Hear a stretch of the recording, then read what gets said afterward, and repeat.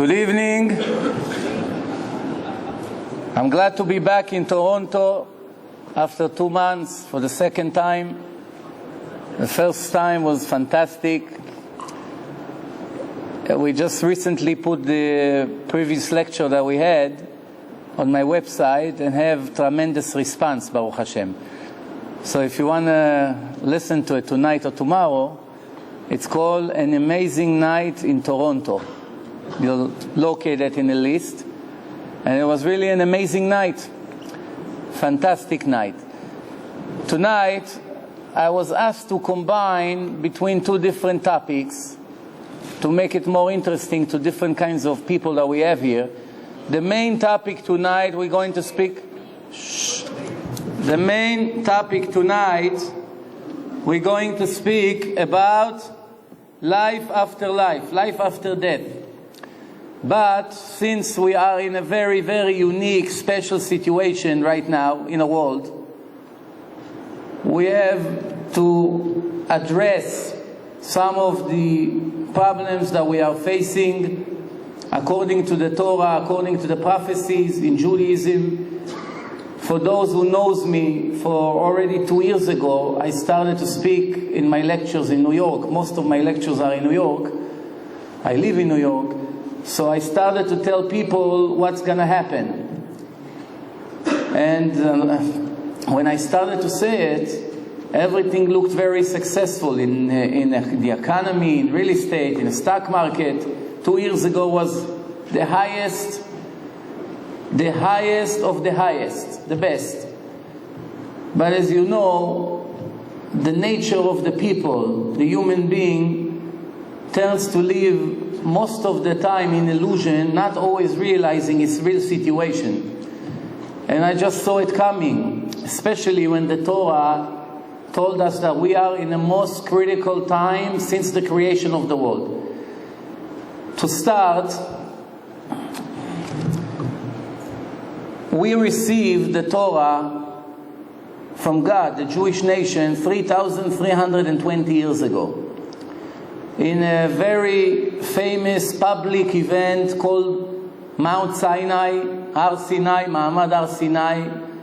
The Creator of the world, for the first and the last time in history, until this moment, came down into this materialistic world and revealed himself to approximately 50 million people. Nowhere in a history such an event ever took place. Not only never took place, if you watch the lecture that I gave last time here in Toronto, plus I have some DVDs here if you want after the lecture speaking about that topic,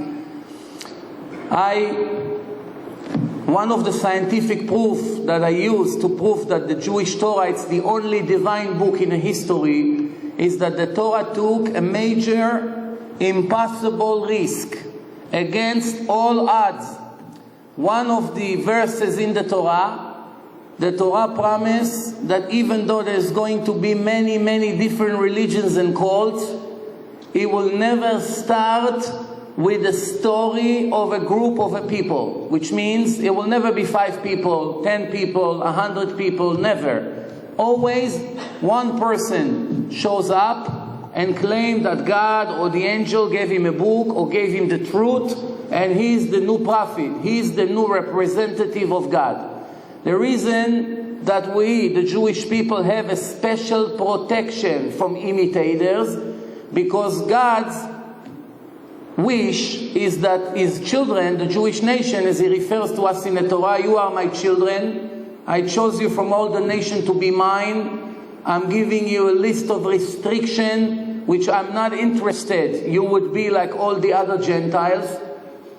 You have obligations much more than them, but you have a huge reward. They also have reward if they're righteous, according to their level. But you are special to me. That's a list of restrictions, very, very strict, by the way.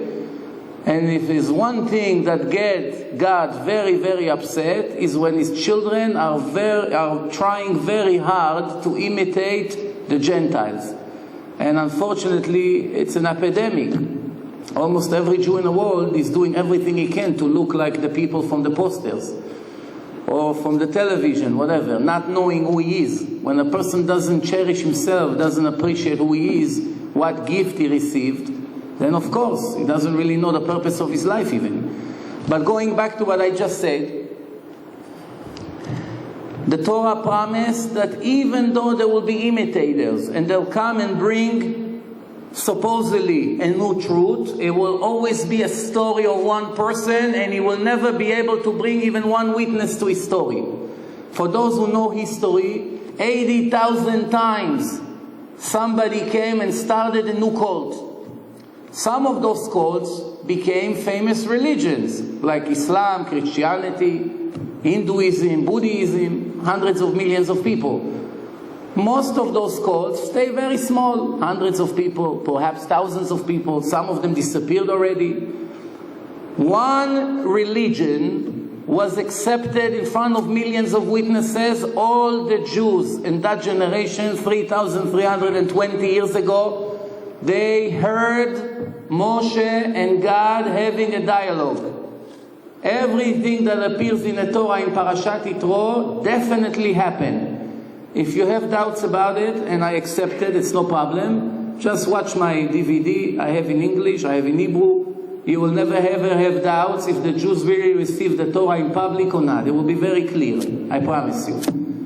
Let's move on. So after the Jews received the Torah, 3 of the mitzvot from the Torah, there are 613 commandments, 613, because the body of a person is created with 613 parts, 248 organs, 365 ligaments, which this is exactly the way the Torah was given. The Torah has 248 positive mitzvot. Each mitzvah connects to one of the organs of the body, 248 organs, 248 positive mitzvot. And then there are 365 ligaments, 365 restrictions. As the Torah was given to the Jews, 3 commandments from the 613 refer to a restriction not to communicate with the deceased people. You should be very careful not to bother the dead people, not to call them into this world, not to speak to their spirit, not to disturb them and bring them into this place. Now we have to remember, we are talking about a very primitive world, 3,320 years ago. We didn't have parapsychology like today everywhere in the world. We didn't have internet that almost thousands of websites speaking about scientific proof there's life after death. We didn't have all that. A nation is receiving a book for the first time. They're hearing the voice of the creator of the world, and they're opening the book, and they're reading that from now on, they're not allowed to call the dead people and get information from them. Obviously, the question that rises right away, how can it be? We never thought we can wake up a dead body and speak to him. Is it possible to speak to a dead person and get information from him? On the other hand, we have a divine book that we all saw, who just gave it to us. He doesn't make mistakes. The divine origin that created this world, God, Elohim, there's all kinds of names in the Torah. He is not capable of making human errors. One of the proofs I use in my lectures always, and it's always working, is that if you find in a book one human error, then it's an indication that it's not a divine book. You cannot continue to invest time in a book that you just found a mathematical mistake, geographical mistake, a historical mistake, contradiction between one chapter to another, mixing up dates, mixing up generation orders, and so forth and so on. One of the things that everyone was trying to find mistake in the Torah, in nature, in geography, in biology, and I never found any mistake. The only book that have tons of prophecies is the Jewish Torah. No other book in the history, with no exception, gave any prophecy, with one exception, that Christianity, not in the New Testament, later, after, about 200 years after, the Christian church were promising their believers that the Jews will never return to the Holy Land. And obviously, we returned to the Holy Land. The Jews came back to the Holy Land starting in 1880, about 130 years ago, a massive immigration to Israel. And today we have about 6 million Jews sitting in Israel. So obviously, one prophecy they gamble, the Christians, to give, it turns to be false. In Islam, you don't have even one prophecy. Even though the Muslim calls Muhammad Prophet Muhammad, and they die for him, and they murder for him non-stop all over the world, when they come up there, they'll be very disappointed that the one that they call a prophet never gave even one prophecy in the entire Quran. Hard to believe, but that's a fact. No prophecy, no vision of the future in the Quran, nowhere. Never been and never will be. Now, 3 of the mitzvot in the Torah refers you should not communicate with the dead people. Before I'm going into the information of life after death, this is the time now to prepare us for what the Torah speaks about the end of days. When I say the end of days, I don't mean necessarily that this earth will be disappearing. It could stay here. We are talking days of Mashiach, when the prophet spoke about the Mashiach is coming to save the Jewish nation. There is a list of conditions that the oral Torah gave us approximately 2,000 years ago, what is going to happen before the Mashiach will arrive. And if you search inside the list, you'll be very, very surprised. I have a whole lecture about it in the website. I don't have time because it's more than 2 hours lecture, just this topic. But there's a list of information that when it was written 2,000 years ago, there was not even 1% chance that something like this will happen. It's impossible. And here today we find after 2,000 years that everything the Gemara told us went one by one in the right order, and today we are in a generation that we are facing tremendous things in the world. We are facing a big war between the descendants of Ishmael, which is the Muslims, the Arabs, to the descendants of Esau, which is the Christians, the European and the Americans and the Russians. It's all descendants of one person, Esau. Big wars between them. Terrorism all over. We are now in a time that one of the conditions the Gemara says that the Mashiach will not appear until everyone will be broke, which means people will not have nothing. All the money they save, all the investment they make, everything they prepare, all will become mud. Every Jew in the world will get to a point before it will happen that he will realize, I have nobody to count on. No one. Not my parents-in-law, not my friends, not my rabbi, not my partner, not my business, not my health, not my talent, nothing whatsoever. Everybody will realize. That's why we say 3 times a day in a prayer, "V'haya bayom hahu yeh Hashem echad u'shmo echad." There will be one God with one name, no arguments, no religions and cults anymore. They will realize the mistake they made. The arguments will be over. And everybody will seek to run after the real truth. And after the Mashiach comes, some of the Gentiles, the righteous Goyim, that either they save Jews, they risk their life for the Jewish nation, or they love the Jews, or they help the Jews, or in many, many things, like a vote, they vote for the Jewish nation, they help the Jewish nation. Like just giving you an example, this Indian woman that risked her life to save this Jewish baby. People like this, plus all the Gentiles that keep their 7 laws. They have 7 laws that they are obligated to keep. Those non-Jews will be saved as well. And they will admire it's not the first time, because already this kind of goyim, they're already realizing the importance of the Jewish nation. But at that time, they will seek for the Jews to teach them Torah. Just give you an example. I've been here in Toronto 2 months ago, as I told you. I think it was 2 days before Yom Kippur. And then, you have no idea how many viewers we have now from Toronto watching in the website. You know, it goes from one person to another. The interesting part is that I get tens of phone calls and emails from non-Jews from Toronto. All kinds of Gentiles. Indians, American, French. Some of them I don't even know what they are. And they're watching the website and they admire the Torah. You should see, some of them begging to convert. begging to convert. After listening to some of the lectures, mamash, they don't give up. Where should I go? One of them already went to the Beis Din. It's not an easy process. That's this kind of goyim, and the time after Mashiach come, the Torah says it's going to be unbelievable war in the world. It's called Gog and Magog. If you want to know exactly the details, only if you're very brave, please tonight or tomorrow open the book of Zachary 14. Zechariah Yudaled. The entire 2 pages over there describe the final last war. What's going to happen in the war? In few words, it's going to be, without a doubt, a tremendous atomic war. And it says over there that 2/3 of the world will be destroyed in a second. In few seconds, I should say. The Vilna Gaon 250 years ago wrote, he said to his student actually, that the last war will take 9 seconds. In his generation, there was no rifles. If you wanted to shoot, they only started with rifle with some powder. You put some powder and you shoot a bullet. You shoot, that's it. That's how it was, very primitive. He said the last war will take 9 seconds. Today we understand that it's possible.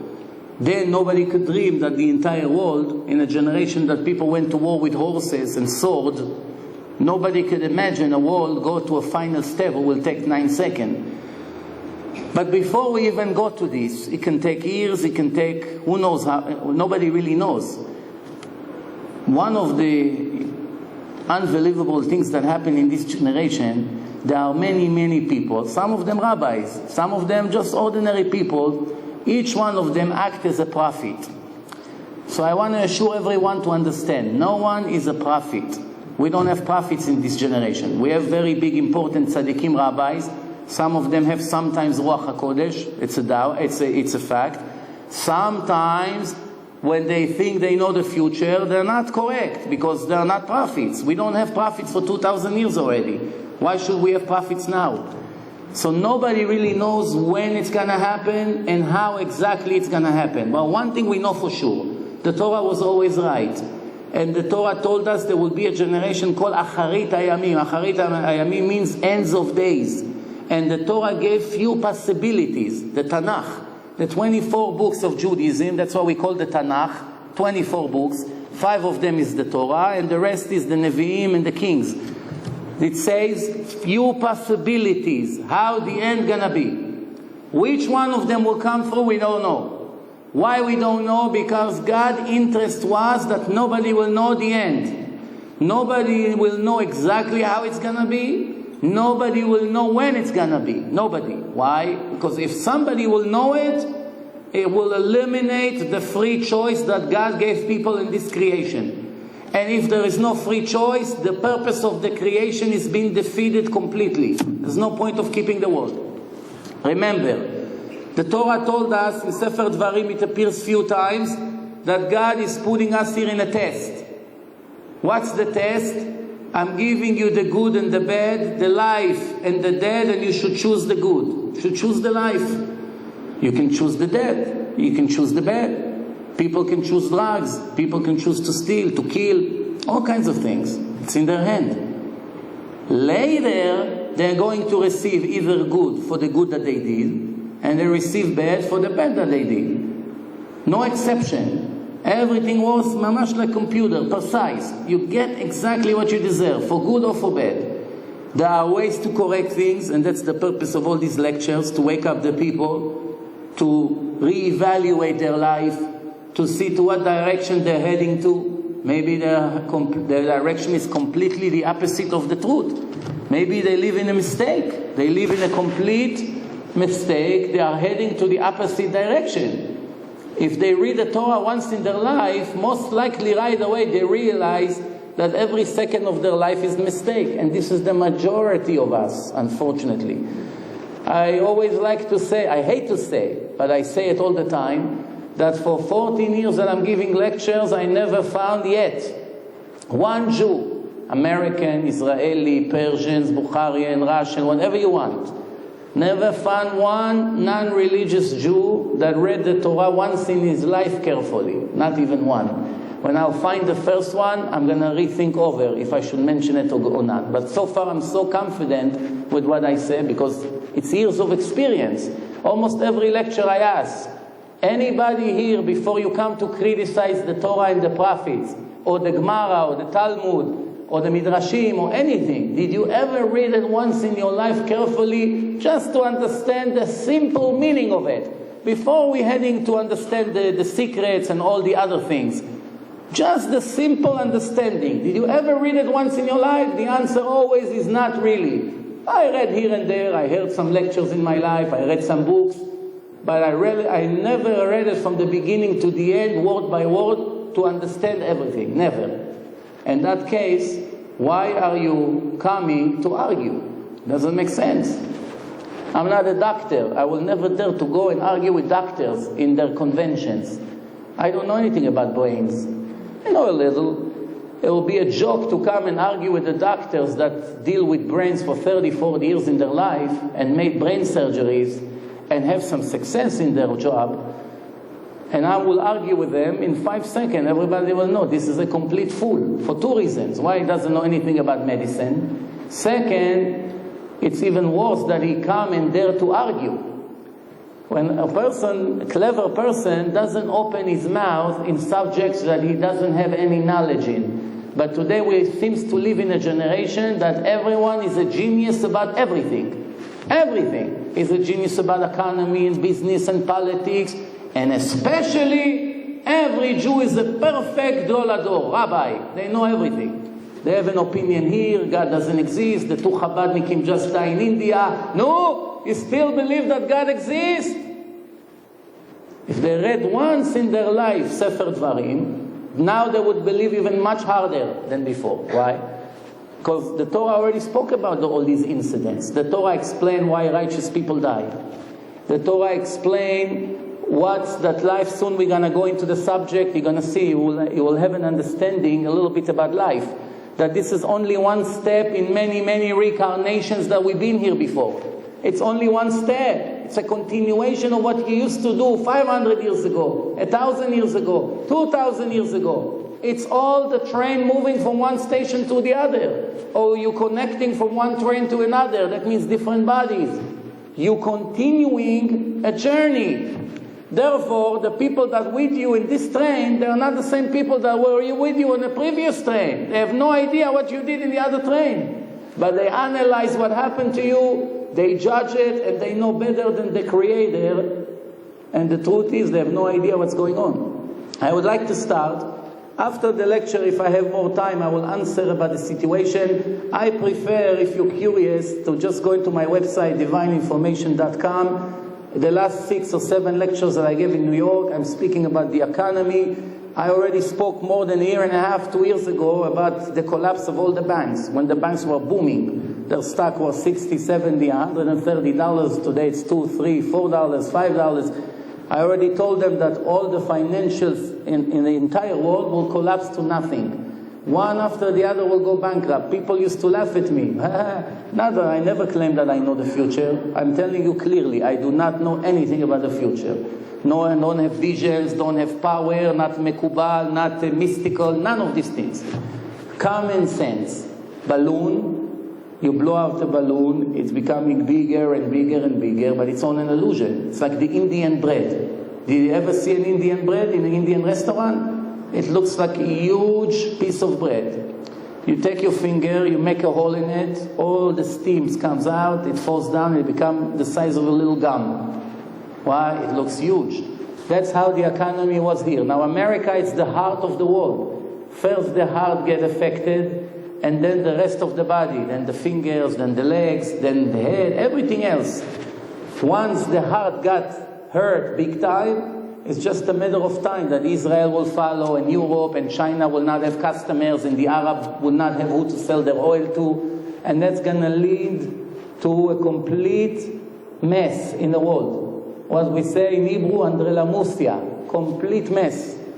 Problems, rising of crimes, anti-Semitism, because the Jews are always, it's always their fault, no matter what they do. They try to help the economy, it's their fault the economy went down. They go against the economy, it's also their fault. Well, no matter what, in a history, the Jews were always the victim of the problems that the non-Jews have. It's a fact, cannot argue. History shows. No matter where the Jews were, No matter how poor they were, whether they were wealthy or not, they were always the reason for all their problems. And when the non-Jews don't have enough bread for their children, they are looking for someone that will give them the money. And if this someone will not voluntarily give them the money, they'll take it.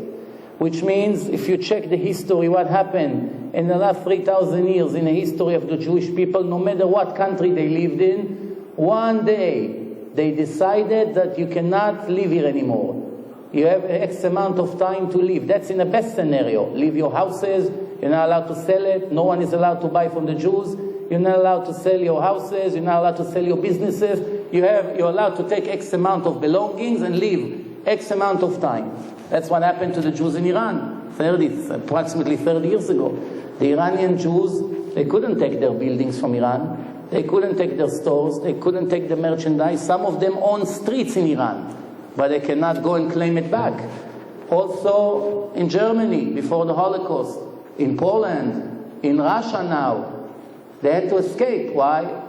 You cannot stay. One more day you stay, that's it, you'll never be able to go. It happened in Spain 500 years ago, it happened in Portugal, it happens in Israel when they evicted the Jews to Babylon and to Egypt, and history always is a repeat.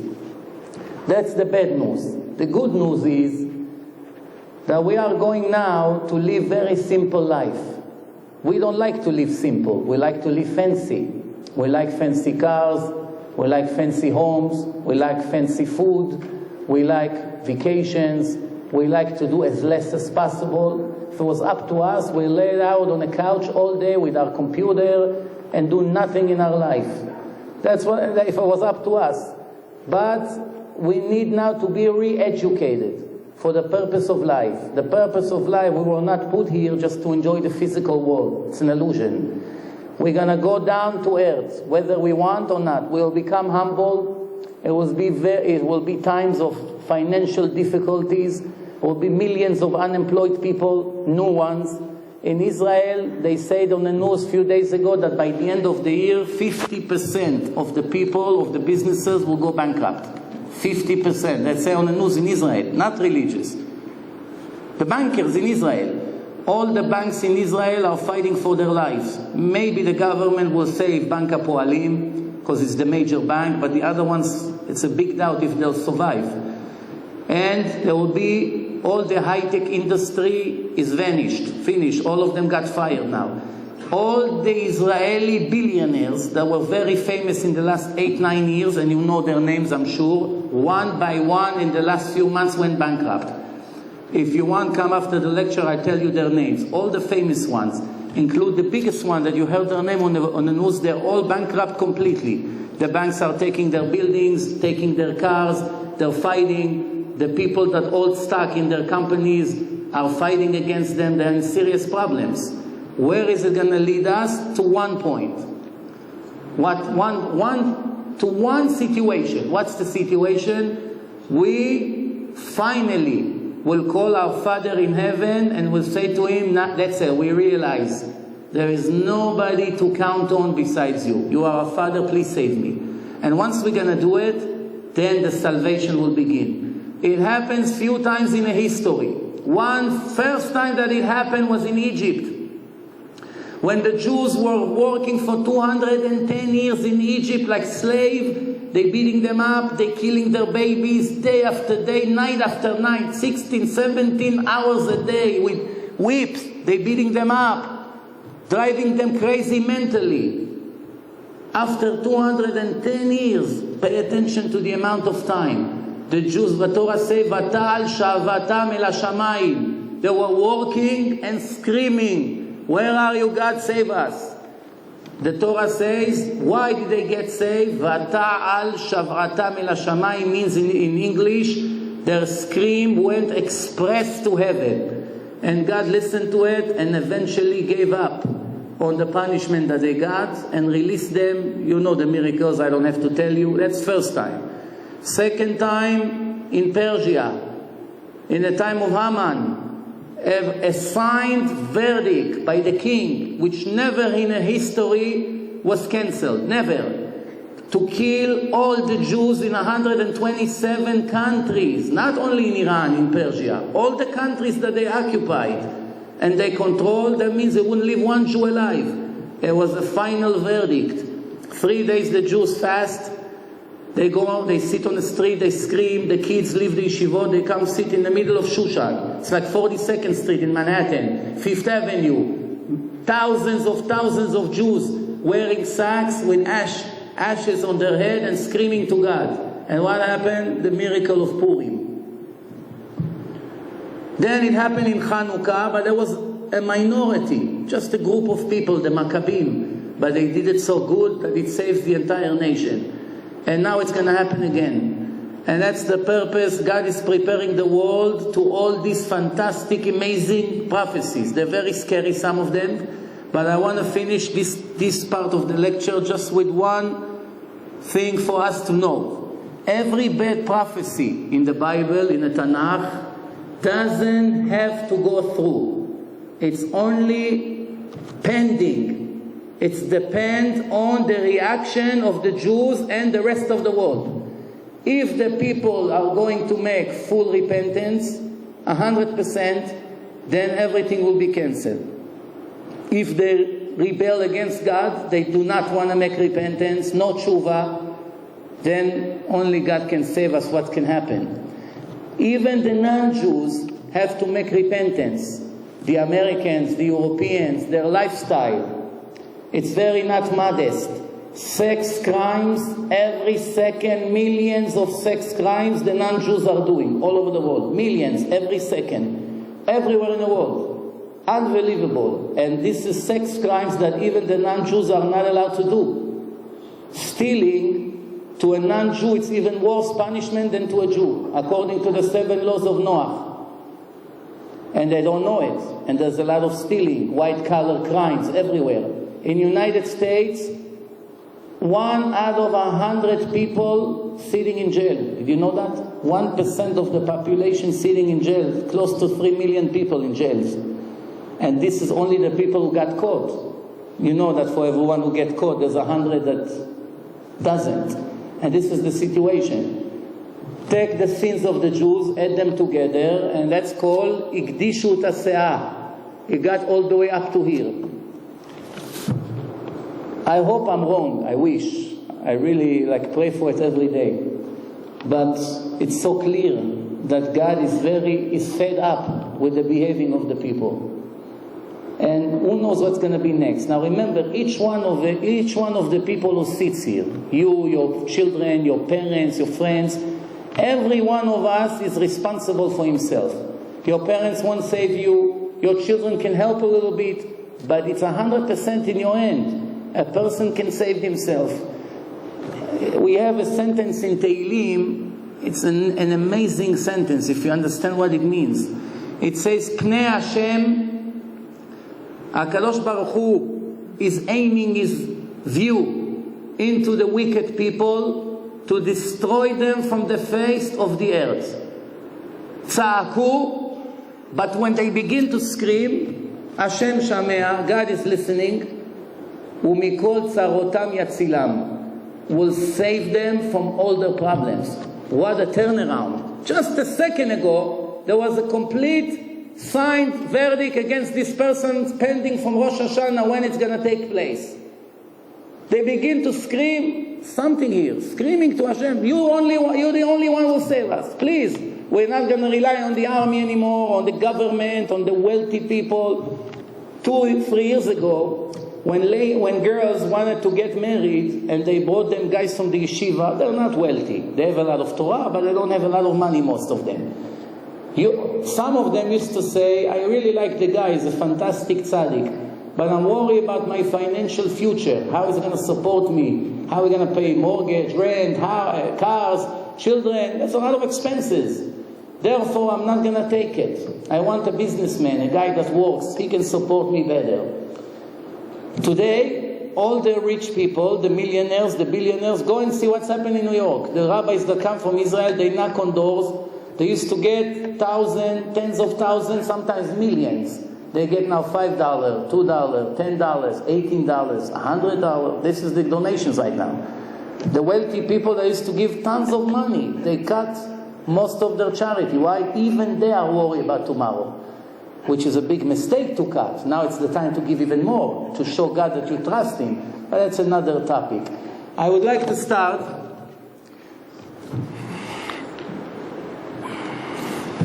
everything I'm speaking about. Wow, I have a problem myself seeing what I'm speaking about. The setup here is a little bit complicated. The Torah, as I told you, the Torah said that a person is a combination of three things. Maybe you should just give me the laptop. I'll do it without the screen because it's hard for me to see. Just bring it over. I'm sorry about that. Anyway, it's in Hebrew, so I will translate everything to English. You won't be missing anything. Yeah, just unplug it. The Torah said there are three partners in the creation of the human being: his father, his mother, and the creator of the world. As I mentioned before, the Torah says you should not, thank you, you should not, I'll manage, this will be enough. You should not call the deceased people and communicate with them in any way. What now?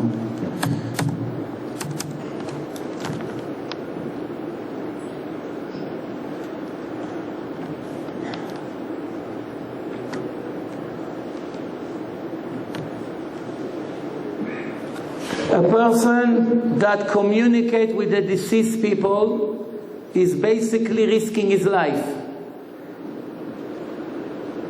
taking a big risk that Chas v'Shalom his life should be shortened. Why?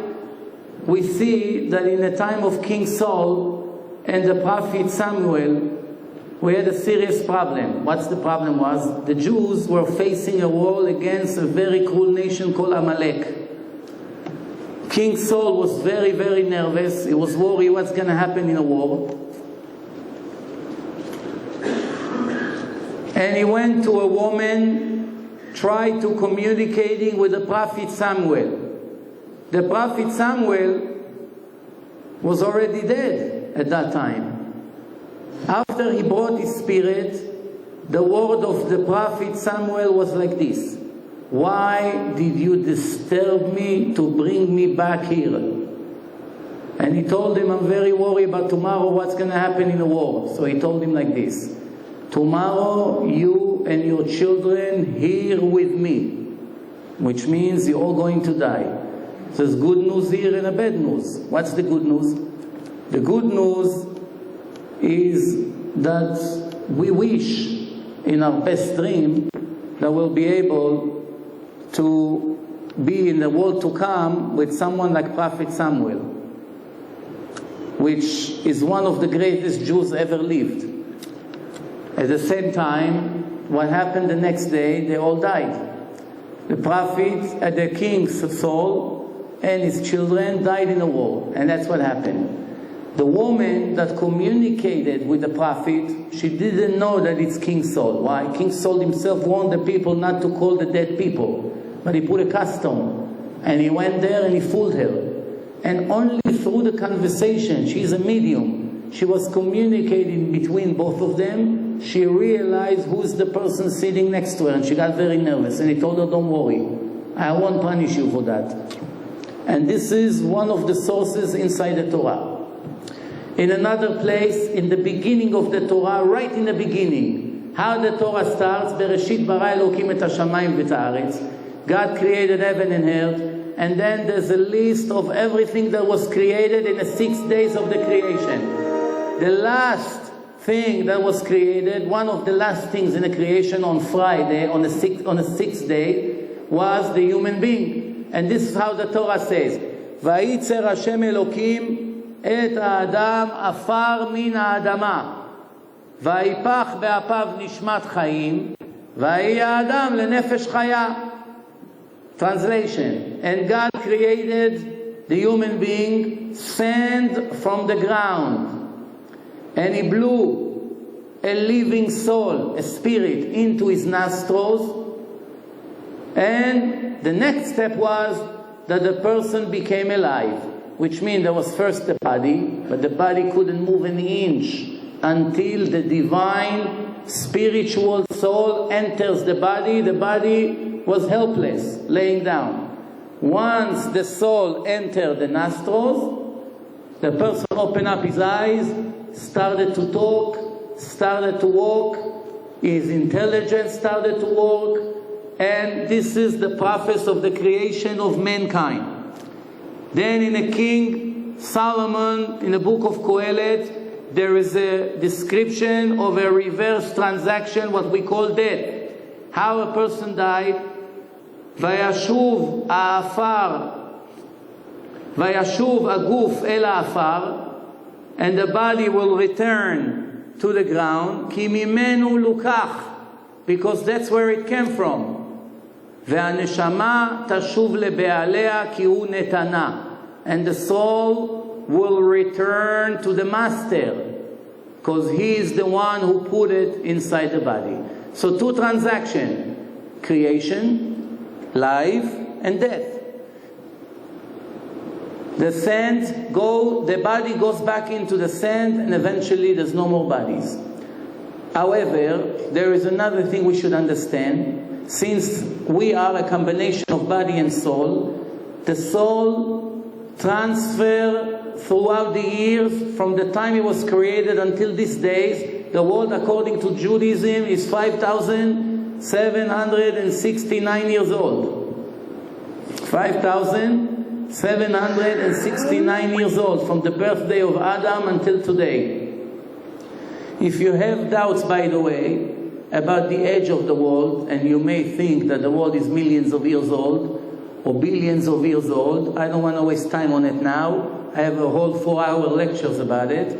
But I urge you, when you enter my website, I put 2 non-Jewish movies from American scientists from the South, top scientists in the world, that proving, according to objective science, that the world that we live in is only a few thousand years old.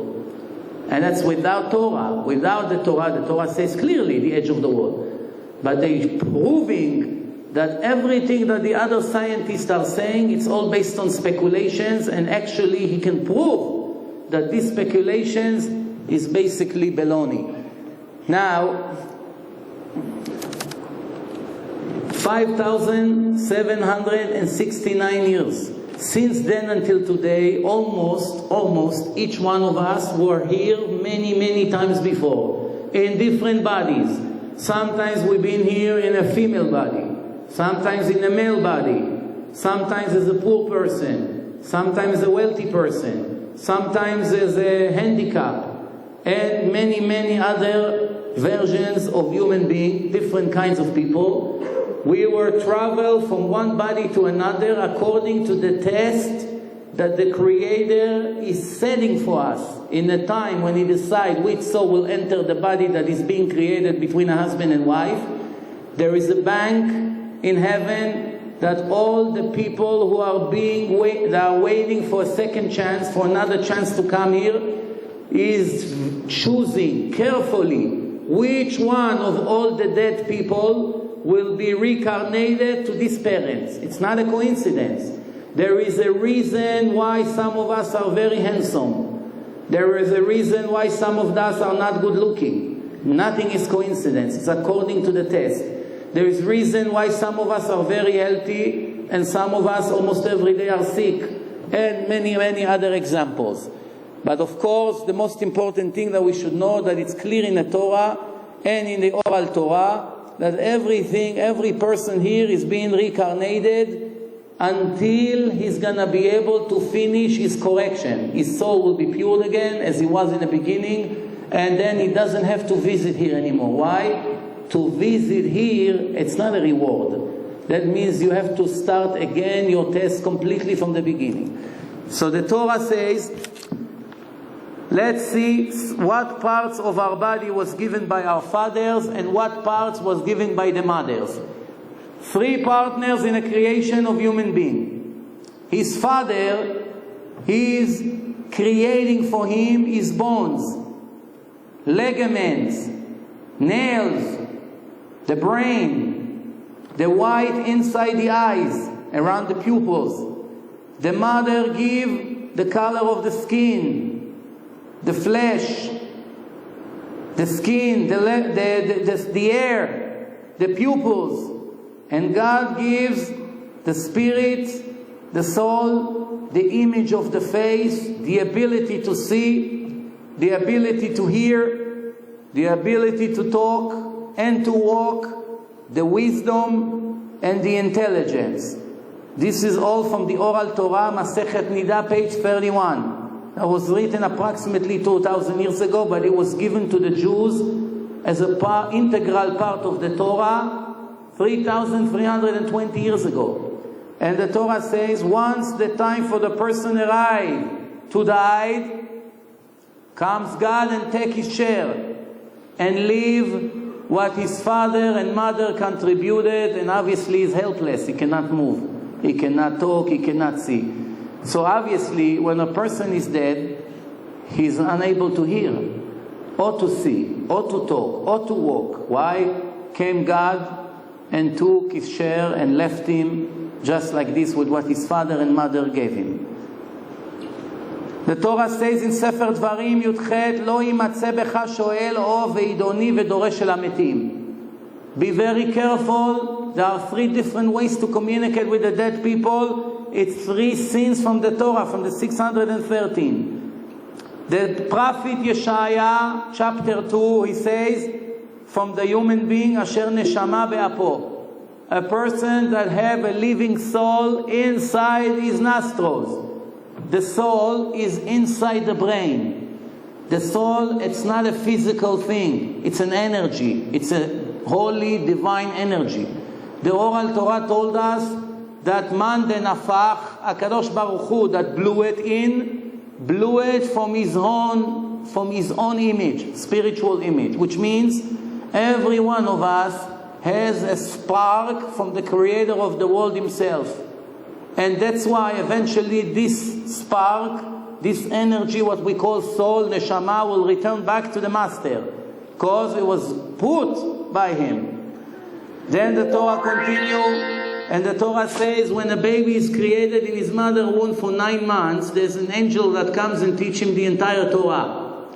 Once the time for him comes to be born, comes the angel and hit him on his mouth, right here on the top lip, and makes him some kind of magic, makes him forget his entire Torah. Why? Because the purpose of the creation is not to be born a special genius rabbi.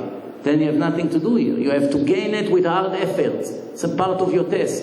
And that's why you're going to get score points for it. The more you did, the more efforts, the more reward. So, this baby have a spiritual ability that he doesn't have after he's born. Once he's inside, he's aware of what's happening outside. I'll give you an example what I mean. The scientists are proving today that when the women listening to classical music, intelligent music, in the time of their pregnancy, or women that listen to, excuse my language, garbage music, it's affecting the intelligence of the baby when he's born. They did surveys, they test. When they play this music, and they play this, and they check thousands of cases, and they see big difference. But there's something much more interesting than music.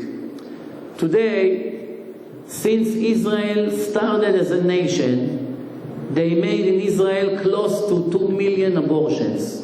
Close to 2 million abortions in Israel. In America, it's much, much worse, and the rest of the world. But most abortions are being done in the first 3 months. Some even later, in private clinics. But most of the experiments that the scientists did in a baby in the first 3 months of the pregnancy, they were shocked to find few things. For instance, when they injected sugar into the womb, the baby drank double of the amount. That means he's tasting the sweetness of the liquid. Very interesting. Then they injected a needle, a pointy stick inside the womb, and they pinched the baby on his nose. The first time the baby, and this is third month of the pregnancy, is approximately 90 days old. After they pinched him in his nose, he turned his head to the left. They repeated 4 times. Every time they pinched him, he was moving his head. What do we see here? That his nerve system is perfectly working. It's a human being. His nerve system is working. It's a very sophisticated system. The 5th time, when they were about to pinch the baby, he moved his face before the needle touched his nose. Which means his intelligence, he was understanding danger is on the way, based on the last few times, much like a computer. And he moved his head to the left to try to protect his nose from that little pain. And many, many other examples. Most women, when they do this abortion, they are not aware of it. They made an experiment in Israel, moment before they started it. They took special microphone and put it on the stomach, and they began to hear pulse in the speakers. And the women were asking, what's this? They said, that's the pulse of your baby. What do you mean, baby? I thought there's nothing yet. 50% of them got up from the bed and canceled the entire process and all the committee that they went through and the papers that they signed. They ripped it off. They did not agree. We would have another 1 million Jews. If they would give a fair chance to every woman to hear what she's about to do, we would have at least another 1 million Jews. Multiply by 60 years, probably we would have another 20 million intelligent Jews in the world. How many Jews we are in the world today? 13.2 million Jews all over the world. Even though we started in the same generation like the Chinese 4,200 years ago, they are close to 2 billion, and we are 13.2 million Jews. We continue. 5 different things we're going to speak when it comes to life after life. First, clinical death, which we call out-of-body experience. Second, seance, communication with the dead people through a broker, through a middleman. Third, reincarnations. Fourth, hypnotizing people, it's called regression. Regress them into the past and take important information from their past and sometimes from their previous lives in different languages. It's very interesting. You don't want to miss it. And then the 5th one, I never get to it, unfortunately, because the lecture will become too long. The 5th one, called Dibukim, an unexpected visitor in the same body, which means each one of us has one soul in the body, but there is a possibility that once in a blue moon, an extra soul is entering a body of a live person. And that creates a conflict. 2 captains trying to fly the same plane to 2 different directions. When one takes control on the stick of the plane goes south. When the other one takes control, it turns to the other side. And that's called Dibukim. What does it mean, according to science, a complete death? According to science, we need no heartbeat, no brain waves, no oxygen goes into the brains, into the cells of the brains. Later, a drop in the temperature, and in the end, no more feelings. The person does not feel anything. You burn him with a cigarette, you pinch him, you hit him, no response. 5 symptoms, everyone agrees that if a person has all 5, for sure is dead. There's big arguments in the world between doctors and other doctors and politicians and judges and rabbis and priests. Everybody arguing what death is. When the brain stops to work, or when the heart stops to work, or when the person is unable to breathe. In the old days, it was very simple to understand who is dead and who is alive. Why? Once a person stops to breathe, is considered dead. That's it. However, today, with all the equipment that they have in hospitals, they are able to supply air, oxygen to the person for weeks and sometimes for years, and keep him alive with pulse and brain waves. And therefore, they're getting very confused, because the Torah says, Min ha'adam asher neshama be'apo, a person that is able to breathe. Once he's not able to breathe, he's dead. But today, it's not the case anymore. With all the artificial equipment, it's confusing the scientific world. But with these 5 symptoms, there's no argument. Once a person has all 5, for sure he's dead. I'm going to bring sources from the scientific parapsychologist. Dr. Raymond Moody is a very, very famous psychiatry doctor in Virginia University that interviewed 150 people that died and came back to life. He wrote many books and articles, very famous. Carlos Osis, a psychologist, interviewed 877 doctors.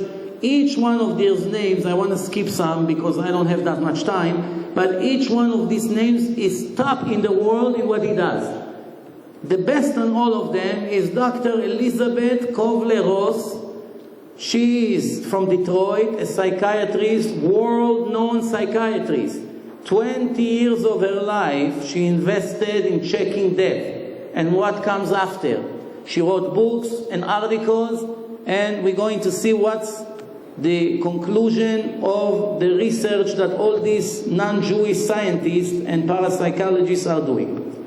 According to surveys in the United States, more than 30 million people died and came back to life. Now you should know, the 5 symptoms that I mentioned before, if a person doesn't have it for 5 minutes, no brain waves, no breath, no heartbeat, and the body of the temperature drops and no more feelings, 5 minutes, according to science, to medicine, he is considered a dead person and there's no chance for him to come back to life.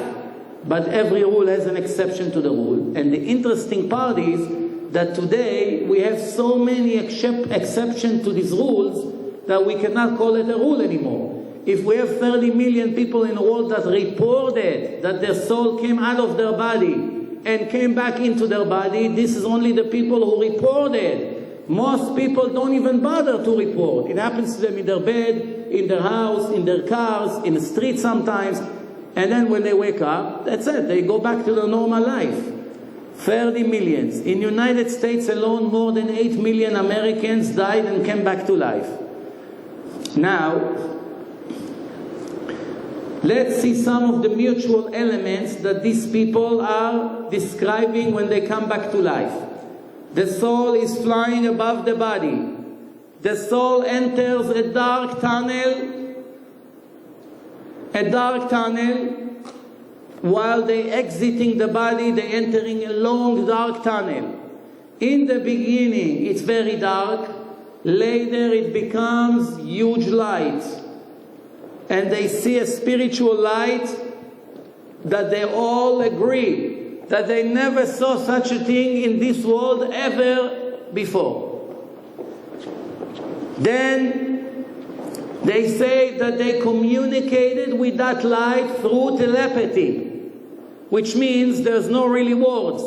You want to say what you want to say, and it comes out as thoughts, and the light communicates with you in different way. But everything is very clear. Then they report that they saw people, relatives and friends that died are coming to visit them, to welcome them. Then they report that they saw their entire life in fast pictures, in chronological order, one after the other, which means if he's 60 years old, in the time of his death, which was 1 minute, 5 minutes, 10 minutes, depend.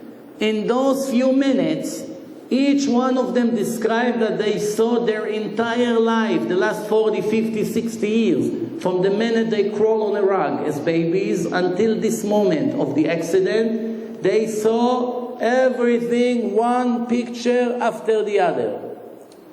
Then, all of them, with no exception, were able to still be connected to this world. They hear what happened around their body. They see the doctors, they see the ambulance, they see parts of their body all over the highway.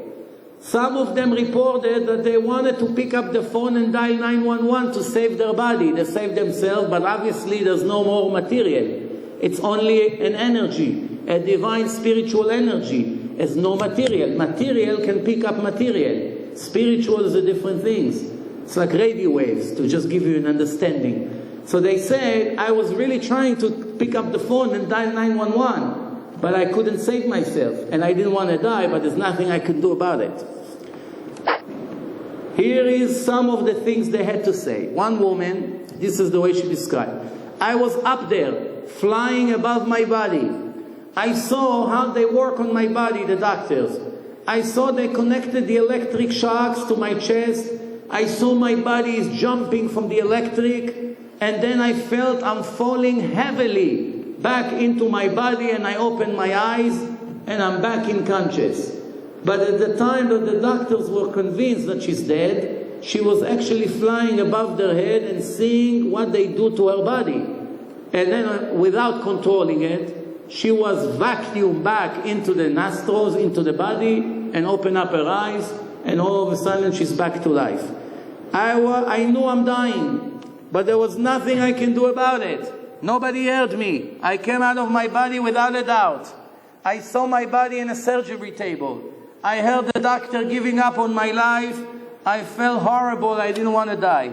Another person. I was out of my body. I knew clearly I can either stay there and there is still a chance to return.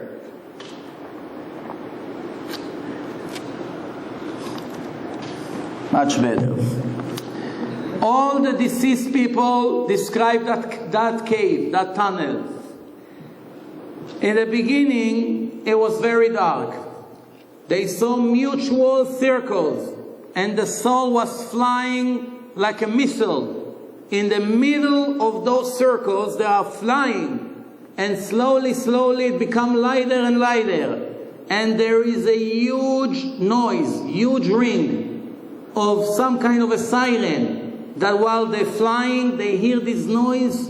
One of them described it, if you put together all the stereo system together, it will not create such a noise. I felt I'm flying in a dark valley. The darkness was complete. I could not see a thing, but I felt a spiritual adventure. I felt silence and peace, no fear, flying inside those circles. I was out of my body. In the beginning I felt bad. Then came that huge light. And I was still able to see everything around me. The nurses, the doctors, the entire hospital. The interesting part is that every one of you agree that God forbid if a person will die here, or if a person goes to sleep here on the floor, and when you're waking him up from his sleeping, you ask him, excuse me, can you describe to me what happened on a roof of this building? And you say, what makes you think that I'm able to tell you what's happening in different floors of this building? The deceased people, when they came back to life, they describe every room that you wanted in a hospital. You ask them, what happened in room 712? They tell you what happened over there, how the room looks, what shoes the person put by the window. And not only that, they're describing the way the shoe looked from the outside of the hospital, which means there was no way to see it. You can only see it if you come and fly out of the building and come and put your face by the window and you see from the outside of the room, then you can describe it. But from inside the room, it's a different angle. You couldn't see it. Unbelievable. They describe which doctor signed on death certificate in what room in the hospital. They even describe what's above the ceiling, which means if it would happen now, when he comes back to life, he will tell you the color of the wires and how many wires above this chandelier. It leaves no doubt. You can dream until tomorrow, you won't know details what happened inside this chandelier. There's no way to know. This is a scientific evidence that these people really came out of their body. This light had such a fantastic personality. Great, warm, good. I didn't want to leave it. Some people describe that they felt there's a line, that you know that once you cross that line, it's obvious there is no more return. And as long as you did not cross that line, there's still a chance to go reverse. The light asked me, are you ready to die? I felt like I'm speaking to a person, but it wasn't a person, it was the light. I knew that the light already knows everything about me. He knows I'm not ready to die. I felt that I'm being tested. I felt confidence and love that I never felt in this life. Hard to describe. Then they described that they saw their relatives, grandparents, parents, brothers, sisters, friends from school, neighbors. They already died, some of them 10, 20, 30 years ago. All of a sudden, a person sees relatives coming after they're not here for many, many years. They came to me, like to show me the way. They look exactly like they look in this life, the same image. I saw that they're all flying around us, around me. I saw my friend in my brain, in my intelligence, but not with his physical body, spiritual image, but clear, the fingers, the hands, the legs, everything perfect 100%. Now, because of the limitations that we had with the screen, I didn't know this place, and it's very hard to come stand here and look all the way up. I'm close to the end of the lecture. I have few films of non-Jewish Americans that were interviewed in American live television that died, and they show the car crash, they show how the body looked after the accident, and these people were able to come back to life, and they are being interviewed on Fox News, and very interesting clips. I have 3 clips here. Then I have a video of a kid, soon we're going to go into reincarnation, a baby, that when he was 1.5 years old, non-Jew, American kid, his father was changing his diaper, and the baby, remember, younger than 2 years old, told his father, "Dad, is interesting. When I was your age, I used to change your diapers." That's what he told him. Obviously, it means that before he was reincarnated in this body of the baby, he was his father that died. The father was reincarnated as the son. So that means you are the children of your parents. It could be very well that you are actually used to be their parents in a previous life, and now you are being reincarnated, as the Ari HaKadosh writes in the Kabbalah 500 years ago, that it's very common that children are actually the parents or grandparents sometimes being reincarnated, measure for measure. Make sure you don't give hard time to your parents. One day your parents may become your children. And believe me, it's not going to be easy. Alright, so that's a fantastic clip. It's non-Jews, nothing to do with Torah. It's Goyim, scientifically. I think 2 or 3 years they investigated that case. And while this baby was growing, they brought him an album. You're going to see this clip. You don't want to miss it. It's shocking. Mamash, you feel goosebumps when you see it. Let's move on. I'm going to skip, as I say, this video, and we'll show it in the end. All of them describe the movie of their life in snaps, picture, chronological order, like Photoshop, one after the other. Boom, boom, boom, one in the right order, very fast. Now we have to ask a question. If a person was dead for 5 minutes, 7 minutes, when he came back to life, he saw perhaps millions of pictures. From the time he was baby until today, it's a lot of pictures. How is it possible that he was able to see so many pictures in 6 minutes? The answer is the same like in a dream. I'm sure you had a dream that you dreamed that you were 6 months in the ocean, or you were in jail for 10 years, or you had a fight, a war for a few months, or you've been walking in the desert for months. You know, it's a very long dream. And when you woke up, your wife just told you, "Hey, you're only sleeping 10 minutes. How are you telling me a story of 6 months? How 6 months fit in a 2 or 3 minute dream? Just that you know, the scientists are arguing how long is the longest dream. Some say only 9 seconds. Some say 3 minutes. Everyone agrees that it's a matter of seconds or minutes, not hours. In that case, we all know that sometimes a person cries in his dream for half an hour, crying, moving in his bed, getting nervous, sweating, heartbeat. If you check it in the middle of his dream, he's somewhere. Then when he wakes up, he describes a 6-month torture. The answer is the soul really receives 6-month torture. Has nothing to do with the physical time. Time exists only where material exists. If there is no material, you lose the aspect of time. It's hard to measure time. If the soul separates from the body, the soul can feel millions of years of good or bad in less than a minute. There's no limitation of time. Remember, time exists only when material exists. When the soul separates from the body and go out, there's no more time for it. At simulation, you can feel whatever God wants you to feel. If He wants you to feel 1 month, you feel 1 month. If He wants you to feel 1 billion years, you feel exactly 1 billion years.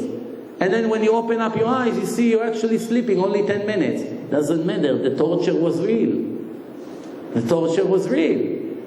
You don't really need to have your body there to feel the pain. Obviously, people are crying. Some people get heart attacks when they wake up from the dream. They get a heart attack from the excitement. Chazal already told us that the person is not where his feet standing, where his mind is. You can be right here watching me and you worry about your stocks for tomorrow morning. Where are you right now? In Wall Street, 9 o'clock tomorrow morning. That's where you are. Waiting with excitement, what's going to be tomorrow? Another crash, or maybe a miracle will happen. Some people, their minds is in Vietnam every day of their life. They still have horror, nightmares from there. They hear gunshots. They cannot communicate with anyone. Why? They're there. The body is here, but they're really there. A person can sit on a beach, pastorally, mamash, beautiful view. You put headphones with screaming and shooting and bombs and people are crying, and then check his pulse, check his blood pressure, and you see that another minute this person will die. But why? He's in a beach with beautiful weather. The birds are flying, the trees, great noise of the view of the waves. He's not there. His body is there, but he is in a real torture, in a combat, and obviously. So now, let's see one of the goyim, what he has to say, a non-Jew. I felt major disappointment, very embarrassed. I saw my entire life. They show me what I did wrong. I thought to myself, I wish I wouldn't do that. I wish I can go back and correct it. I felt I did not achieve anything. I did not know anything. I did not complete anything in my life. This is a non-Jew that is not obligated to live according to the laws of God, to the Torah. You only have 7 laws to keep. That's it. And 5 or 6 of them, it's mandatory. They do it anyway. So their test is very limited. But still, this non-Jew were horrified from the results of his life up to that day. We have to think what's going to be with us, because we have a much major obligation, much greater. So now, Dr. Elizabeth Kovler-Ross, she say it's interesting. People that parts of their body were cut, they don't have an arm. When they died and came back to life, they saw themselves with that arm, the spiritual arm, not the physical arm. The soul has the same image like the body, and it will always remain complete.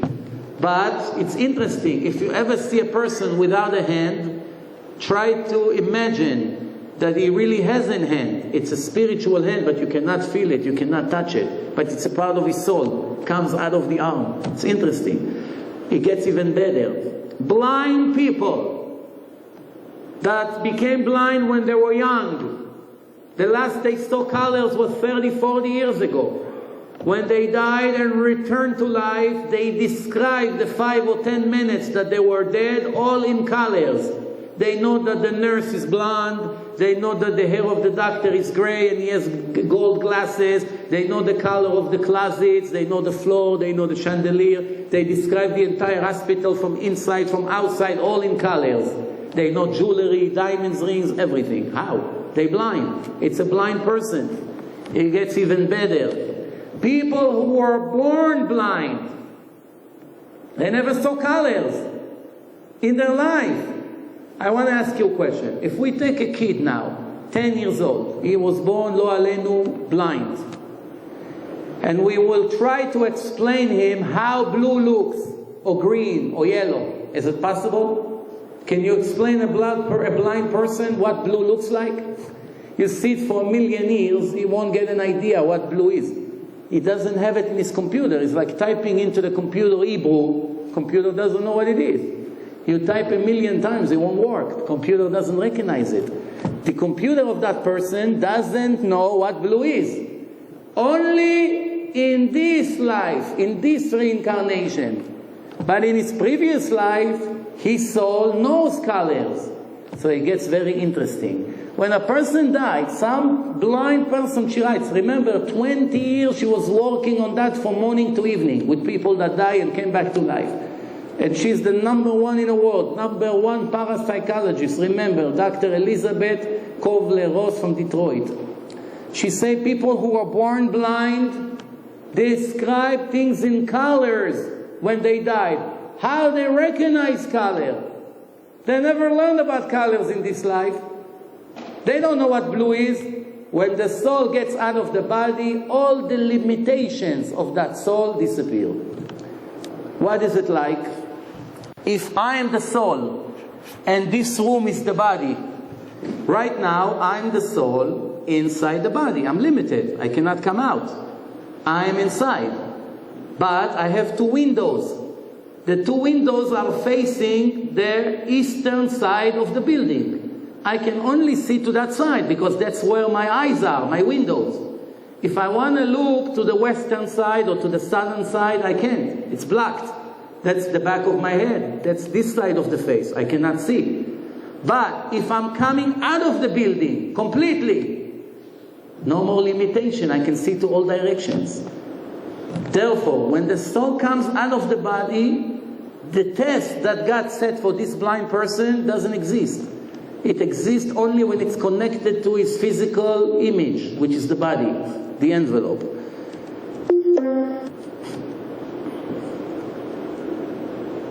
I'm skipping the part that they're all describing that they started to cry after they came back to life. They were all shaking and they're describing what happened. We don't have time for that. And this is the final conclusion. The final conclusion, I know without any doubt, life continues after the physical death of the body. Those who are open-minded and willing to listen will benefit.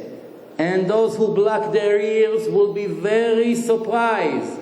There is no doubt. There is life after death. Dr. Kenneth Ring, Dr. Raymond Moody, there's a list of about 30 world-known psychiatrists and psychologists.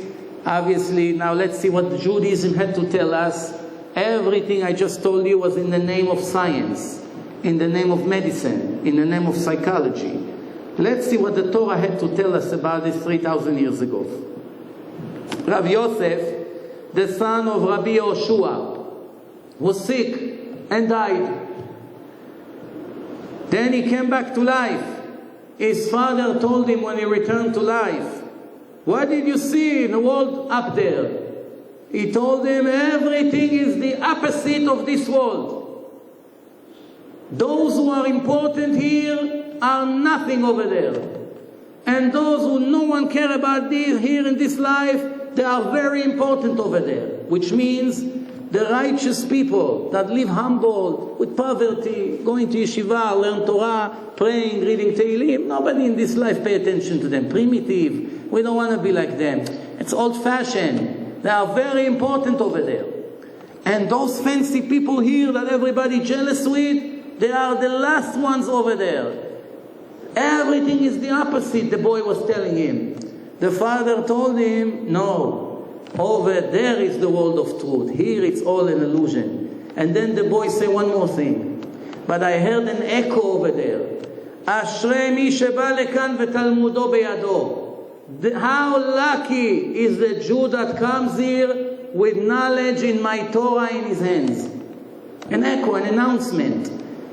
This is one source. Another source in the Zohar, the Zohar says Rav Krospadai died and then opened up his eyes and started to describe that his soul were elevated to the upper world and describe his entire trial. We don't need to go 2,000 years back to the time of the Zohar. There is a person in Israel called Avi Khajani. Memorize this name. An ex-gangster, criminal, from Pardes Katz, not far from Bnei Brak, Ramat Gan, that area. There's a bad neighborhood that he grew up there. And he got stabbed in his heart, opened up his heart to 2 pieces almost. Big kitchen knife. They stabbed him, they waited for him in the hallway to the building, in the middle of a dark hour. He stabbed him and ran away. His parents took him to the hospital. Later, after 45 minutes, when he came back to life, he described the entire route that his parents, his father and his brother, took him to Bellinson, Petach Tikva, if you know Israel. It's about 20 minutes ride. Which sidewalk they went on. They went to opposite direction, red lights. He described everything. And he made a tape describing his entire trial. The most interesting things in his trial is, now if you're Israeli or you know Israel, you know that somebody in Israel, that his name is Abraham, nobody ever will call him Abraham. Abraham does not exist in Israel. Only in the Torah, in kindergarten or in school, in first grade. In Israel, you either Avi, or if they try to be correct, Avram. No Abraham. Avram. Avi, Avram, Avrum, Abi, whatever. He said the first thing in his trial, this is what he heard. Abraham, a huge echo. It goes on and on. He doesn't understand what's going on. Then again, Abraham, like this. Why you change your name to Avi? Why you shorten this blessed name to such a name? That's what he says. He said, no one ever called me Abraham. That's why I know it's real.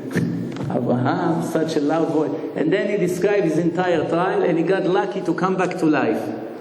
The story with this guy, believe it or not, that then he became partially religious, and 3 months later he went back to his evil ways.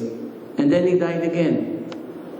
He fell from a 2nd floor in a construction building on his stomach, on a pile of sand, on his stomach, and died again. And he had another trial. You promised and you didn't keep your promise. What saved him eventually, I think, if I remember correct, I heard it more than 10 years ago, he had a very, very important grandfather, big tzaddik, that was begging to give him another chance. We don't understand about this. Why one person will get a chance and 99.9% of the people don't get a chance. But one thing is, it's very recommended for those who understand Hebrew to hear his tape. You'll get an idea what's going to happen after life. Then, the Torah continue. This is again from the Zohar, from Kabbalah. When the soul exits this world, it goes into the cave of Me'arat HaMachpelah. Where is Me'arat HaMachpelah? Where Avraham, Yitzchak, and Yaakov are buried.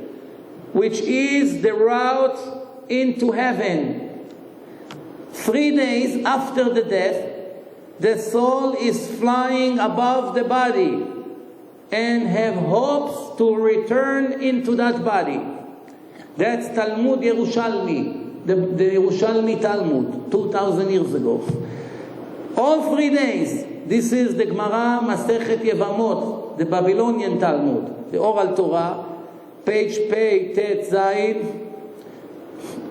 No, actually it's the Yerushalmi, excuse me, the Yevamot in Yerushalmi. And this is what it says. 3 days after the death, the soul is flying above the body. All 7 days after the death, 7 days. Now you understand where the Shiva comes from, to see Shiva. 7 days the soul goes back and forth from the house into the grave. Back and forth. Now remember, the soul has no limitation. It can fly from America to Jerusalem in less than a second. You don't need a special Concorde, first class, to fly. Air France. You don't need. It's a soul. It's an energy. In seconds. It goes from one place to another. Back and forth. The dead people hears everything that happens in their funeral. Everything. They hear who's screaming. They see who's really care. They see who showed up. They see who is happy counting the money from the wheel. They see everything. They see who really bothered to show up to sit Shiva and who say, I cannot, my business, I have problems, I'm going to sit here in America. They see everything. Not only that, they see and hear almost everything until the body is covered completely with sand. But even when the body is covered with sand, they still have some abilities to see and hear things from this world until the worms completing and eating the body completely. Only after there's no more skin, no more flesh on the body, that's when the soul separates completely from this world forever unless it's going to be reincarnated again in a different body. But this body finishes turn. Then the Torah continues, and this is the Zohar. Rabbi Dosa says, the Torah in Sefer Shmot says, Ki lo irani ha'adam v'chai. God announced in the Torah in Sefer Shmot, Exodus 33, a person will not be able to see me and survive and to stay alive. It's impossible. In their life, they cannot see me. But all of them, with no exception, will see me in the time of their death. Shene'emar, it said, Lefanav ichreu kol yordei afar. In front of God, everyone will bow down on his knees in the time of his death.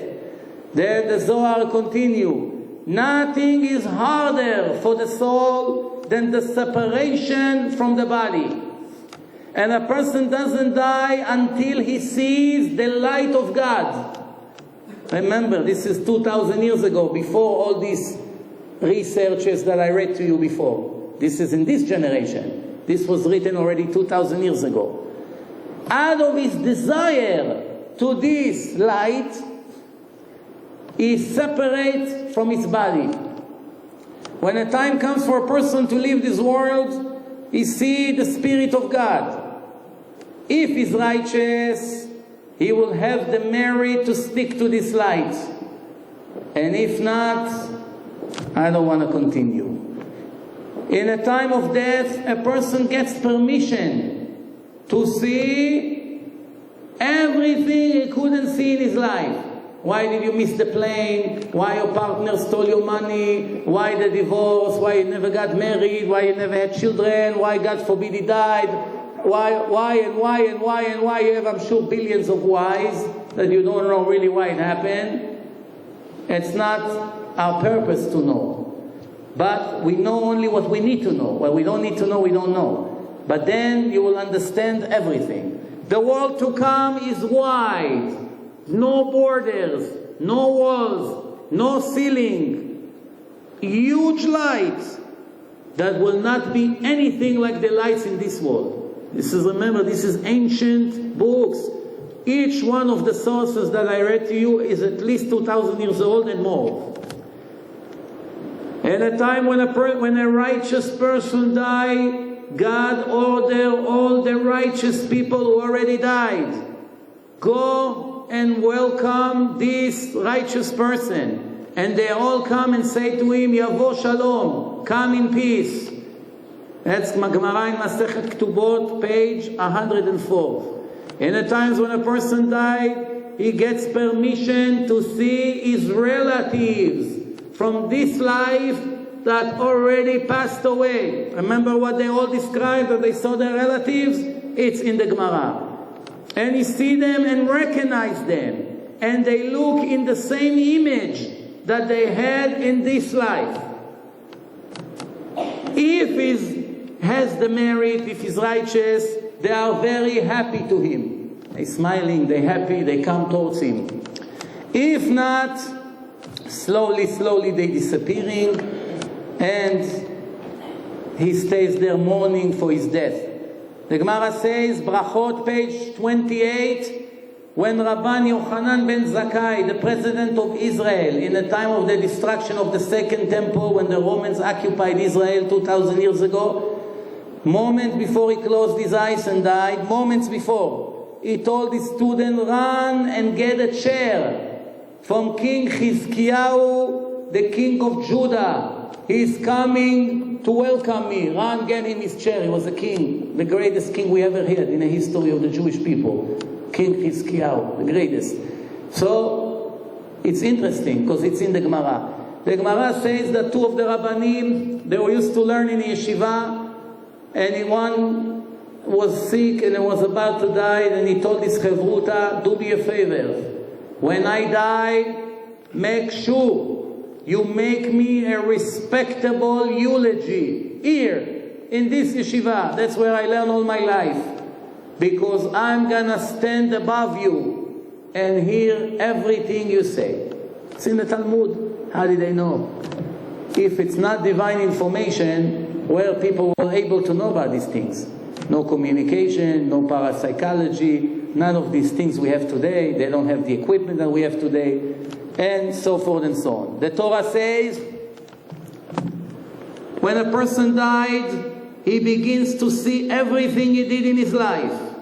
And then when his trial begins, he is asked, you confirming that this is what you did and that date and that date, and this is the sin that you did in that particular day and that day and in this day?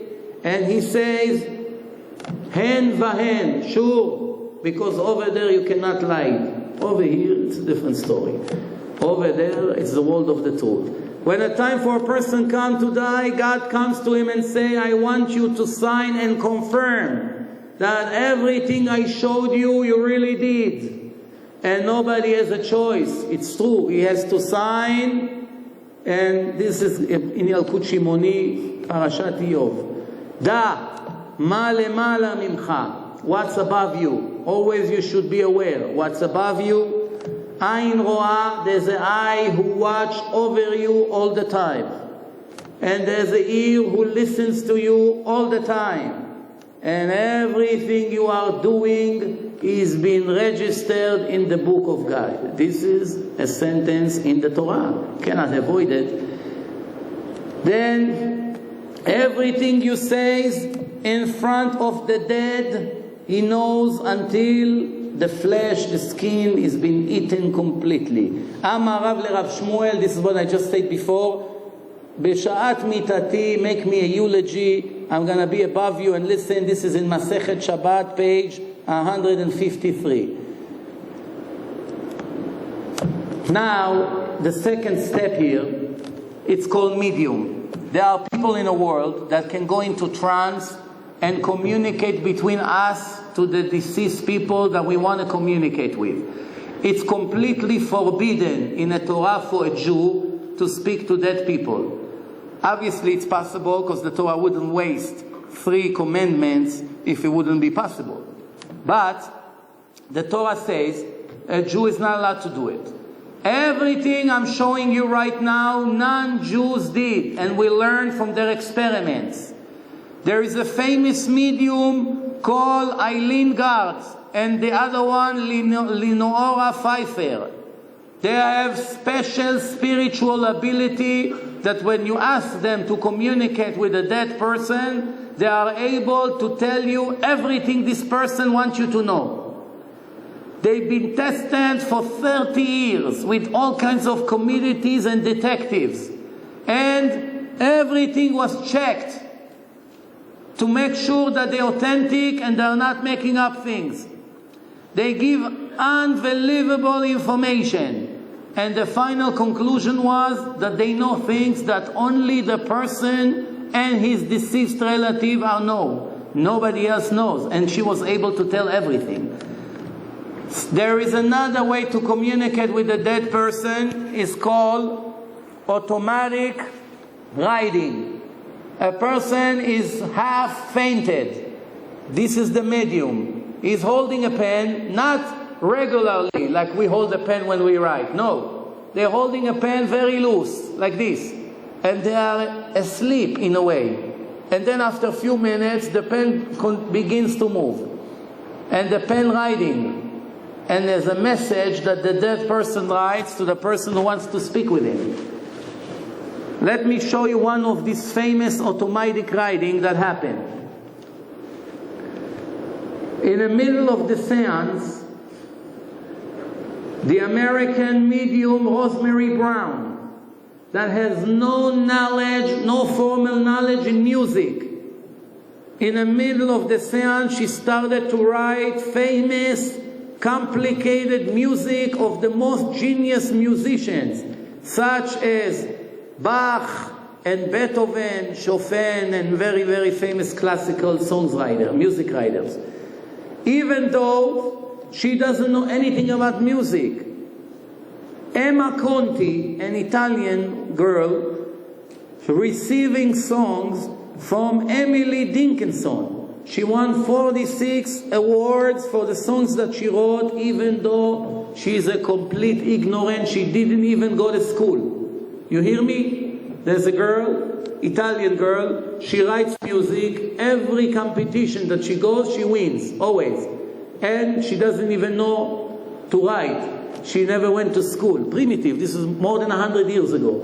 Who gives her the music? A woman, very famous musician called Emily Dickinson. She writes the song for her, and she wins the award. In the middle of a trance, Eileen Gartz, October 5, 1930, she begins to describe what happened. There was a spaceship, like an airplane. The British Air Force, after taking off, crashed, and most of the people died. That night, Eileen Gartz was about to communicate with the spirit of Sir Arthur Conan Doyle, which is the author of Sherlock Holmes, the famous book Sherlock Holmes. But instead of the voice of Sherlock Holmes, from her mouth, she started to speak with the voice of a man. Remember, this is a woman sleeping, and from her mouth, a man is speaking with a different accent and a different voice. He is moving her throat and her tongue, and she is speaking with the spirit of another person. And in the middle of speaking, he begins to say, the engine was too heavy. The hose exploded and all the oil spread all over. The angle of the flight was too narrow. The cover absorbed too much water and made it even harder to take off. They added another room into that plane in the middle that makes it even worse. It couldn't take off. Until we fell and crashed.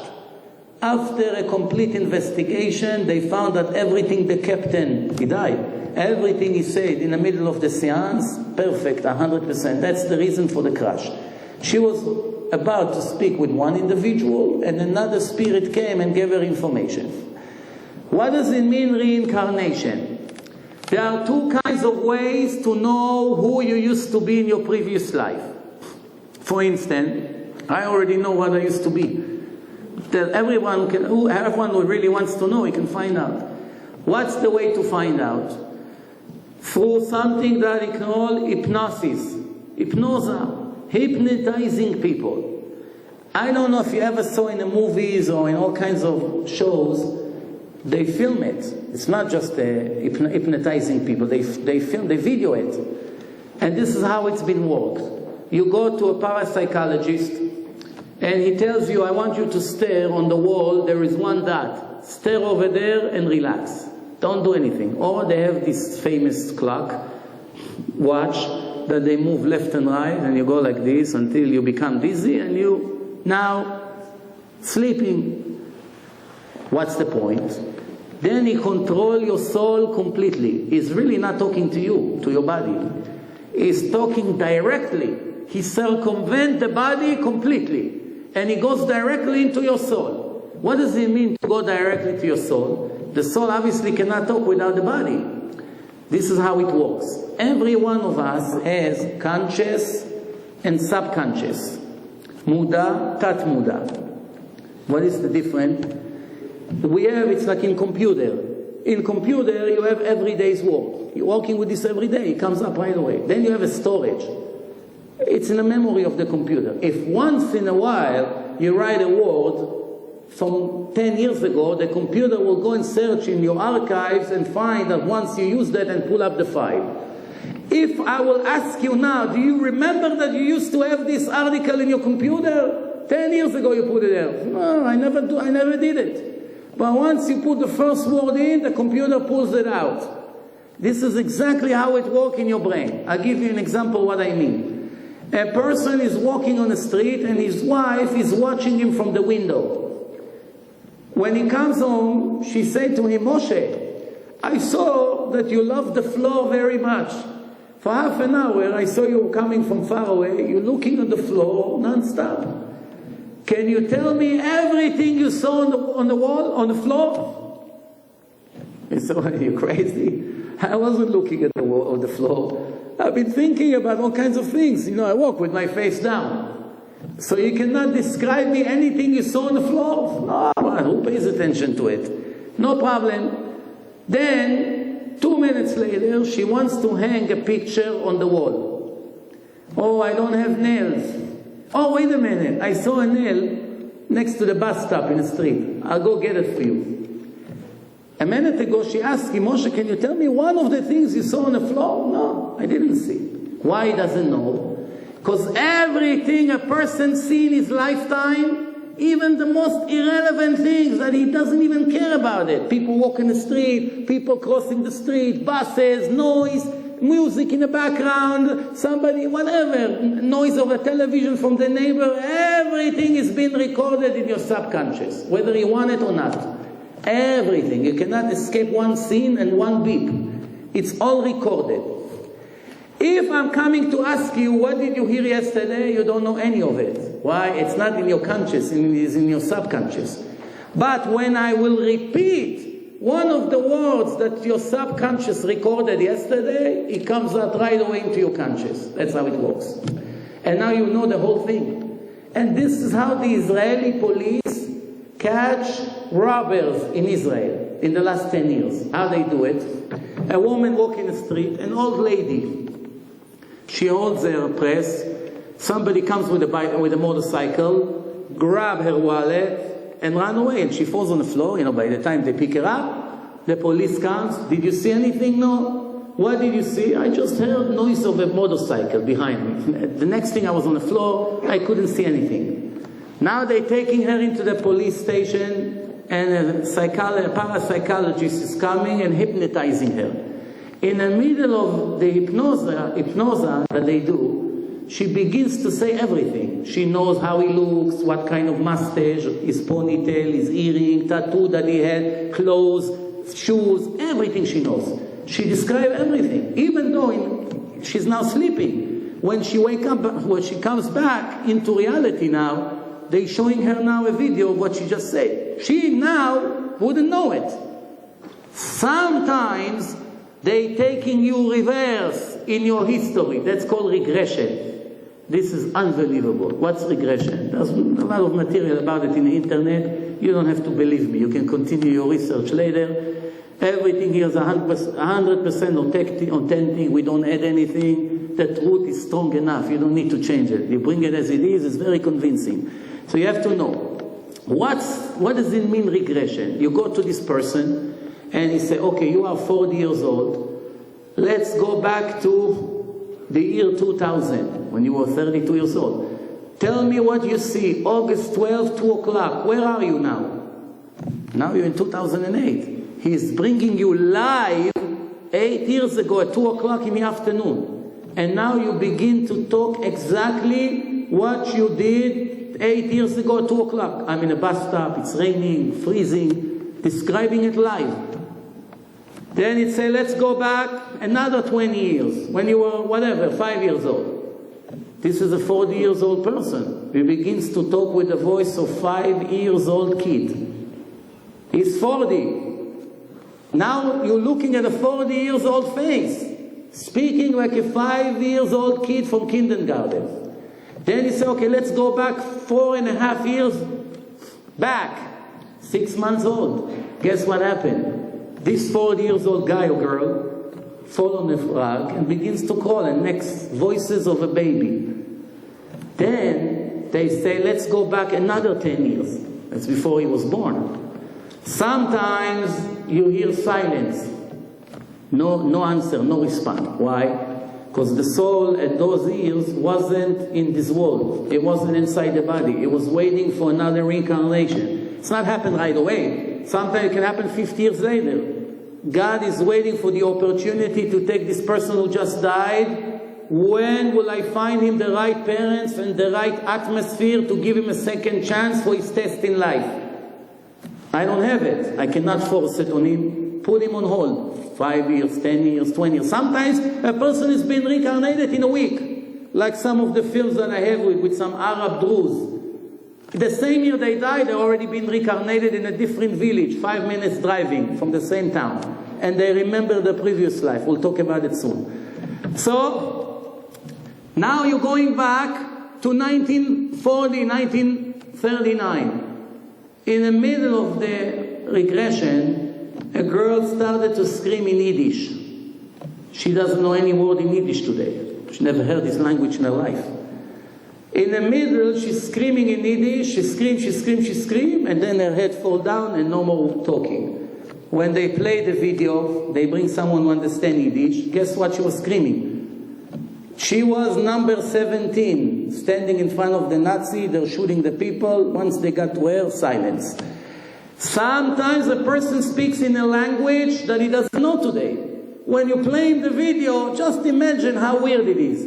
You look at yourself speaking Arabic or Persian or Italian, whatever, depending where you live in your previous life.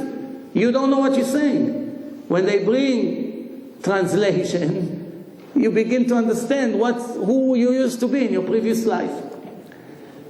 Unbelievable. That's called regression. Sometimes it's a man speaking like a woman, or the other way around, a woman speaking with the loud voice of a man. In some of this regression, they went back to the time of King Pharaoh in Egypt. One Egyptian carpenter describing live that he makes an eagle to put in the grave of Pharaoh, the king of Egypt. A year later, after this regression, the archaeologists in Egypt found a piece of that eagle that this person was describing. And now it's in a museum in Europe.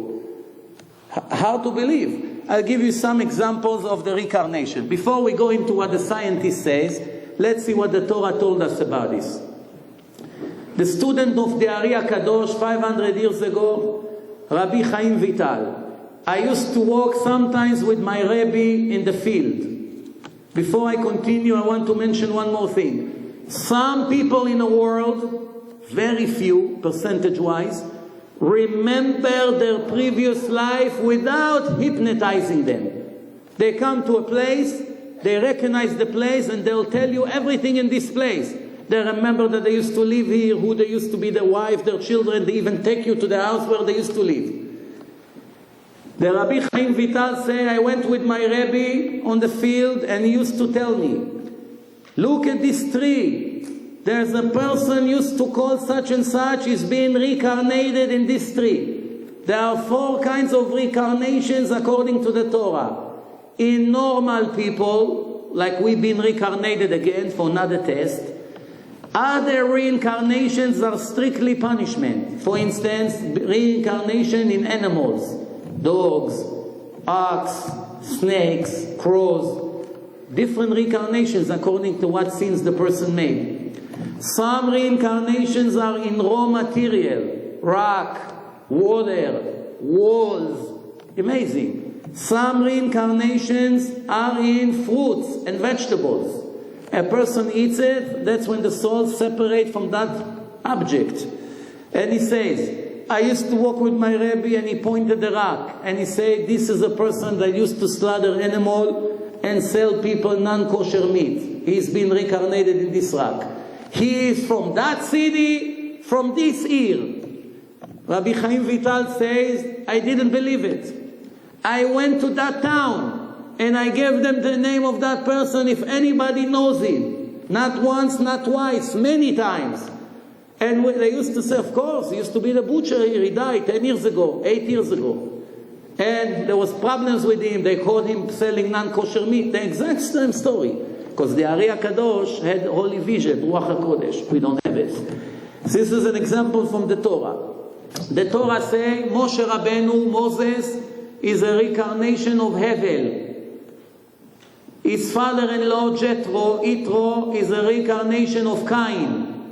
Cain killed Hevel because he was jealous that he had 2 twins with him and he only had one, the Torah says. That's the secret on that story. What's the correction? Cain was reincarnated in a person named Yitro, and he had to correct his sins, his murder, by giving Moshe a woman. Who is the woman? Tzipora, his daughter, to be his wife. That's how he erased his sin from previous life. How many years later Moshe and Yitro from Hevel? We're talking 2,400 years later. 2,400 years is being reincarnated to correct a sin from 2,000 years ago. And there are hundreds of examples like this. It's too complicated. But let's move on. The story of Indeka Gonreta from Sri Lanka.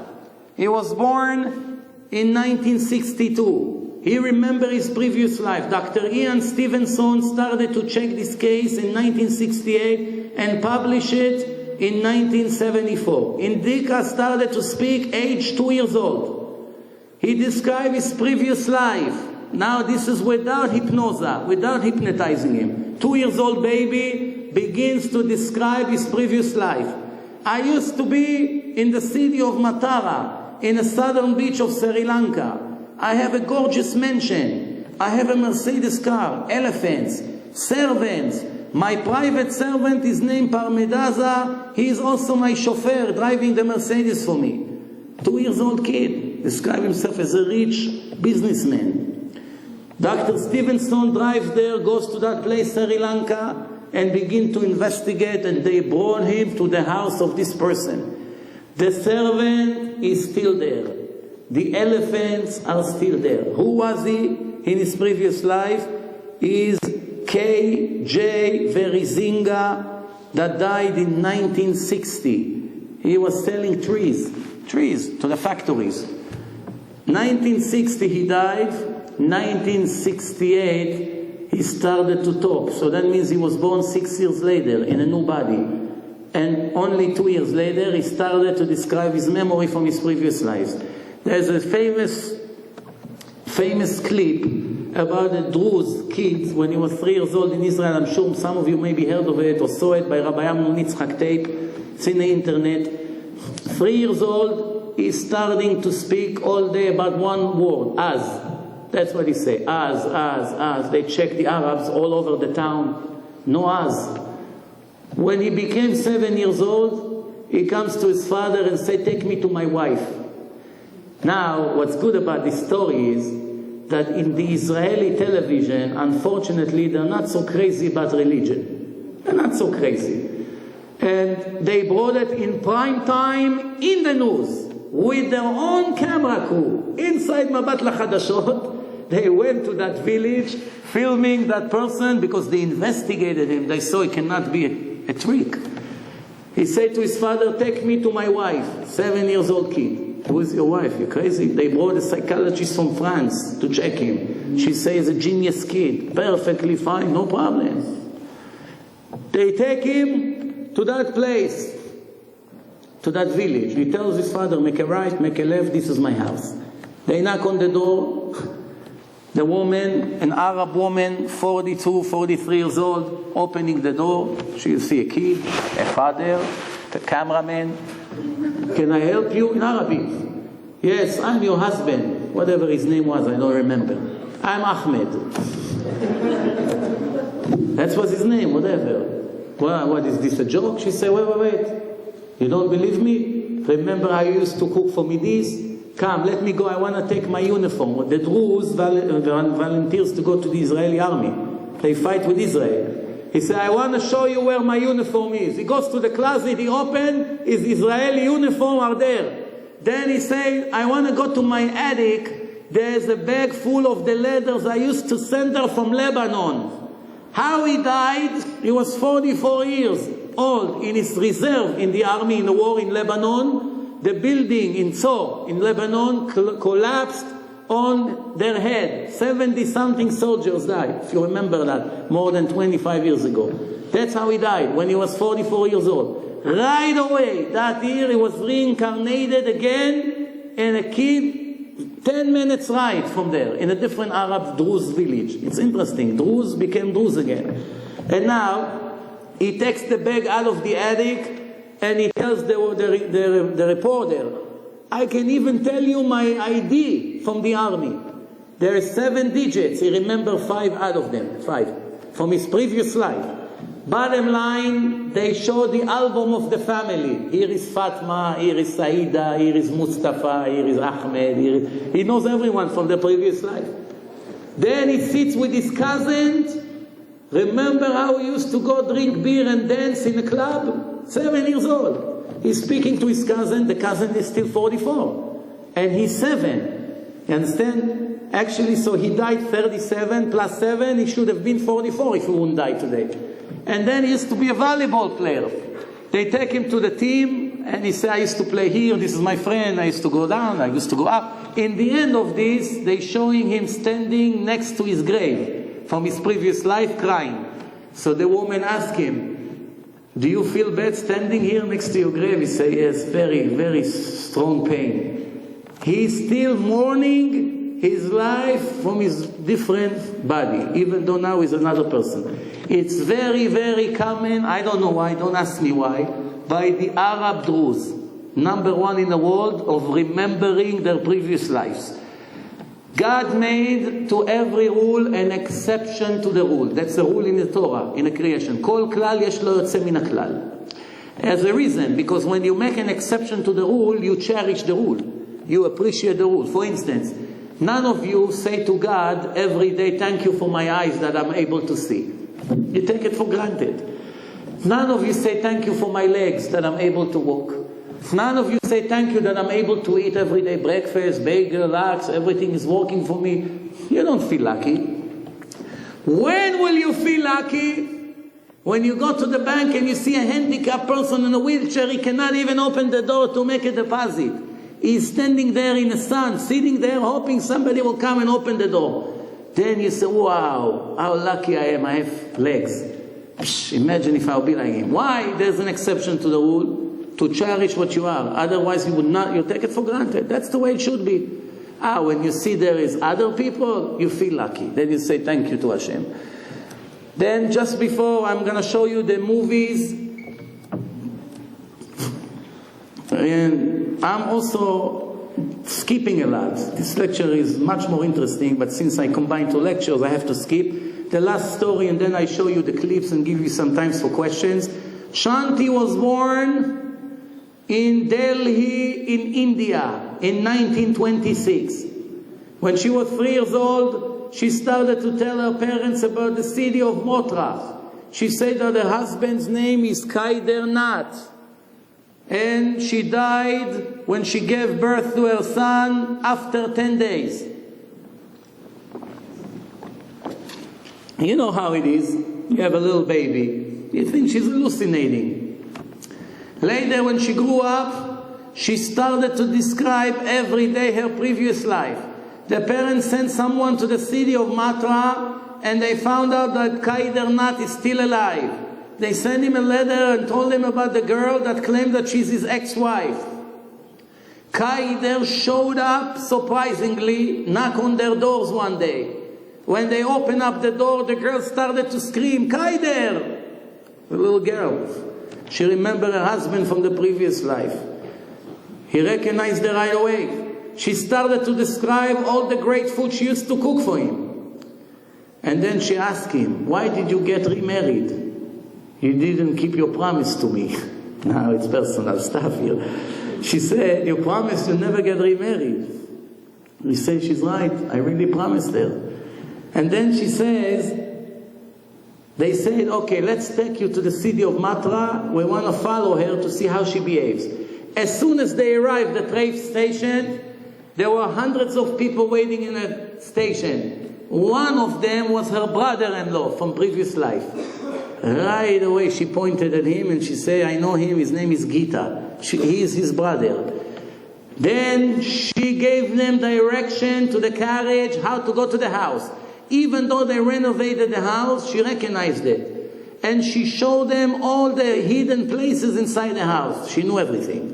And then she went to a corner and she took a shovel and started to dig in a corner of one of the rooms. Remember, there was no marble yet, 1926. As she digging in the ground, she looks at him, she said, where's the money? I hid the money here. He said, she's right, after she died, I opened it and I took all the money out. So obviously she left no doubt. She remembered all her previous life.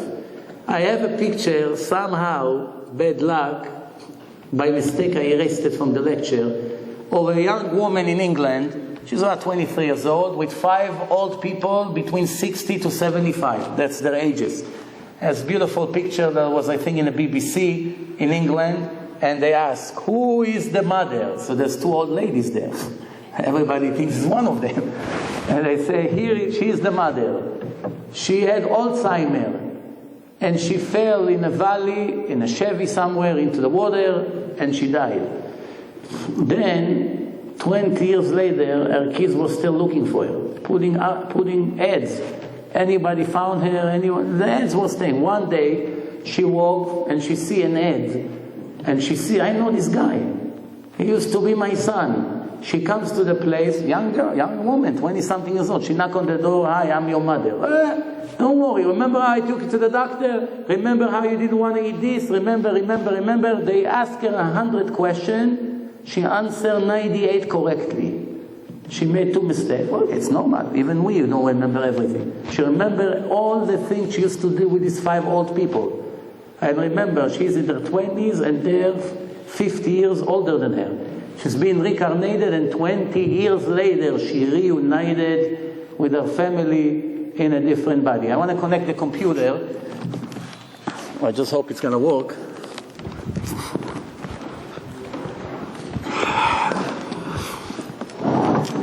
Yeah. Give me that. Yeah, this way I'll put it. Okay. That's the chunk. All right, so does it recognize it? Okay.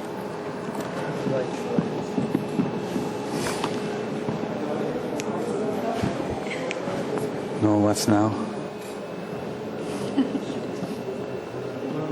Oh, yeah, it's working.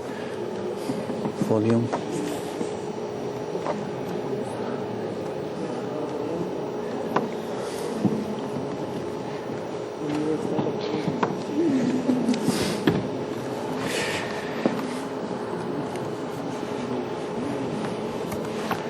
Once again. Okay, here you go.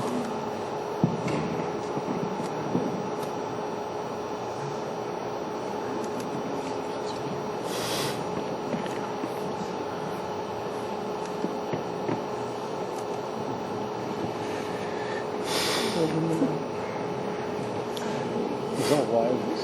It's close to the speaker.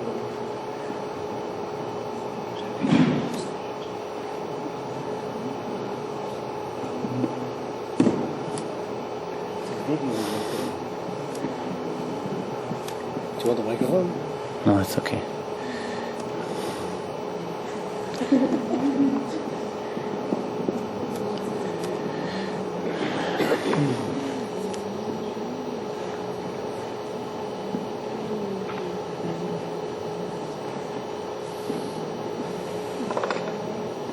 Why it's not working? It should work.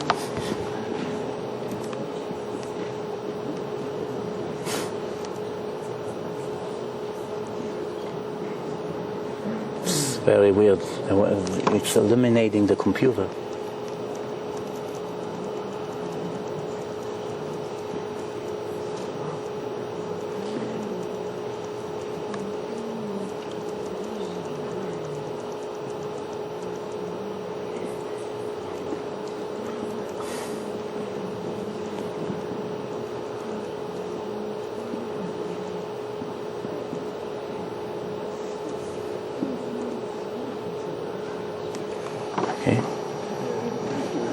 No, why I can't hear it? Oh yeah, we didn't connect this. Yeah, this. Oh no, wait a minute. This is the one.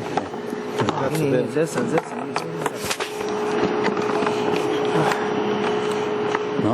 Okay, plug it back this. It's one. Yeah. It's one plug. Okay, we connected. So, Mr. Piper, you're drunk. It's not working? No? I don't know what to do. And nowhere to go. I'm on a bridge. He hits me head on. Such in.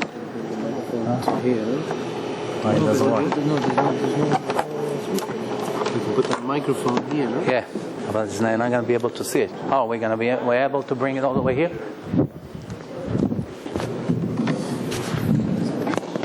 Oops. All right.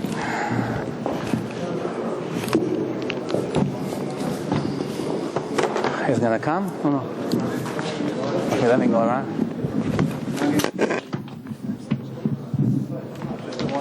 Okay, bring. It's not going to fit? No, it's not going to come.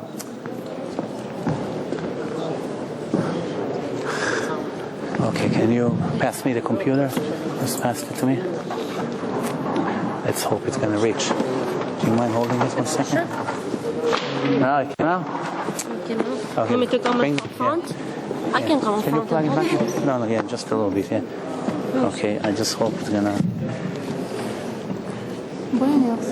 איזה משנה? בסדר, לא קרה לי. No, what's the story now? Can't believe this.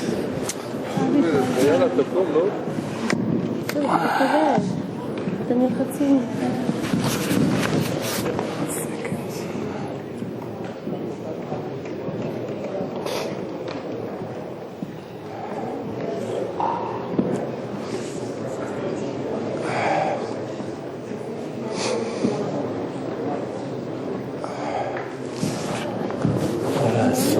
Such a thing. There's that.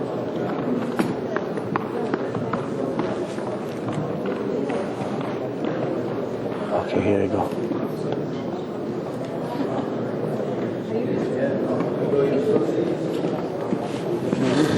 Personal Story segment today begins special two-part series about what happens after we die. Is there an afterlife? Obviously, a vital question.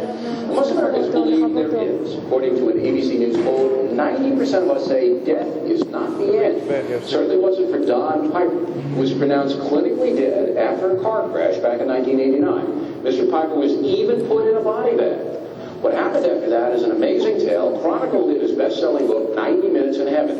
I spoke with Mr. Piper a few days ago.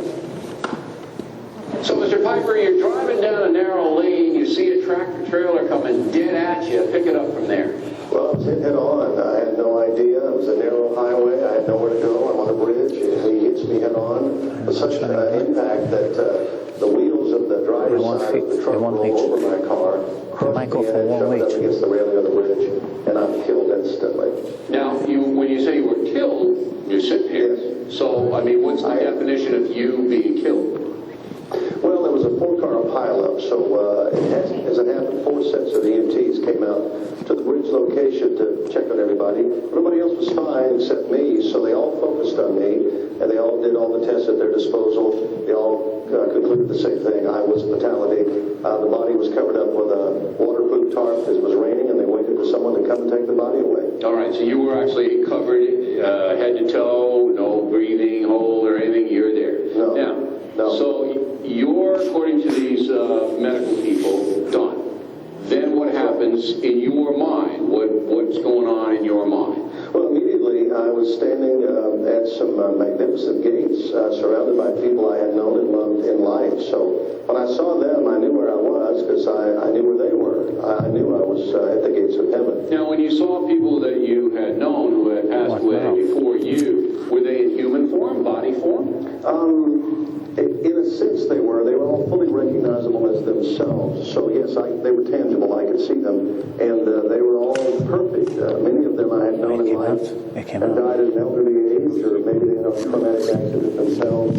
But when I saw them, they were all ageless. Okay. But you say in your book you didn't see God or Jesus or anybody like that. In the distance, as I was approaching the gate, I'm often asked about this, you might imagine, there really are a lot of magnificent structures inside the gate. And at the pinnacle of a great hill beyond them is a bright light. And I have the distinct feeling that is where God, and I was headed in that direction when suddenly I was returned to earth. Now, how did that happen? You were returned to earth how? What do you remember? All I remember is being in the gates and about to enter after a lot of other magnificent things that I saw and heard. As it turns out, 90 minutes after the truck hit me, a man climbed into the car, and because he felt like God spoke to him, started praying over me even though he knew I was dead. Suddenly I found myself back in the car, under the tarp, in the dark. He's singing a hymn, and he's making me sing it with him, and I had no idea what had happened to me. What about a doctor or a scientist, somebody saying to you, look, you had a head trauma.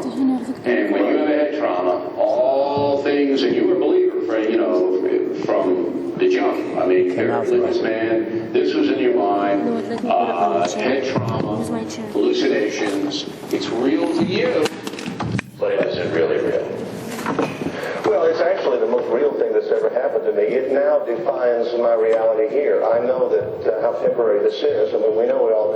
None of us gets out of this life alive. What I guess the bottom line is, if somebody doesn't believe you, and some people watching right now, maybe it came out. Anything you can say to make them believe. This is a very remarkable, unique situation. I saw things there that I wouldn't have expected to see if I was having a... All right, I guess this film doesn't have luck today, דיקטור. כן. All right. תחבר לי רק חזרה את המיקרופון ושידליקו את האור.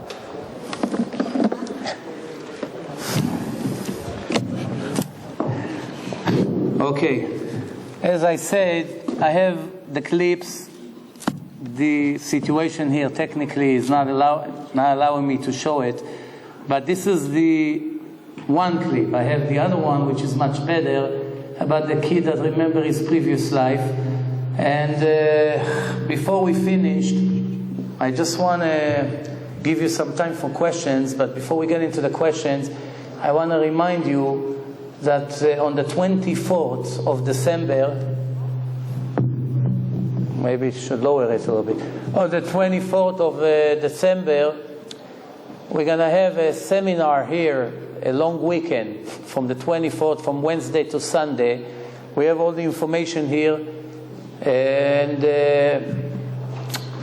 it's basically combined. I'm going to come here, Bezrat Hashem, on the 24th with some of the greatest speakers from Israel, from Arachiv. It's going to be in English and in Hebrew. Rav Pereira here, you can speak to him, and basically it's going to be an event that you don't really want to miss. We're not limited on time. We have with the meals and the music and all the greatest speakers. They have the brochure here. Anyone who is interested to come for that event, please contact us right after the lecture. Also, we have a lecture tomorrow. It's going to be in Hebrew. Tomorrow I'm giving a lecture in Hebrew. We should have the topics right here in the brochures. And we have 2 more lectures. I'm here 4 nights in a row, so tonight is over. We have tomorrow, the next night, and the next night. I'm not familiar with the places, so you have to ask the organizer where it's going to be. Different topics than tonight. Tonight is one topic, tomorrow is different topics. Tomorrow I'm going to speak more about Torah and science. Those of you who for whatever reason cannot come tomorrow or the next of the days, we have CDs here, 3 different kinds of CDs, DVDs.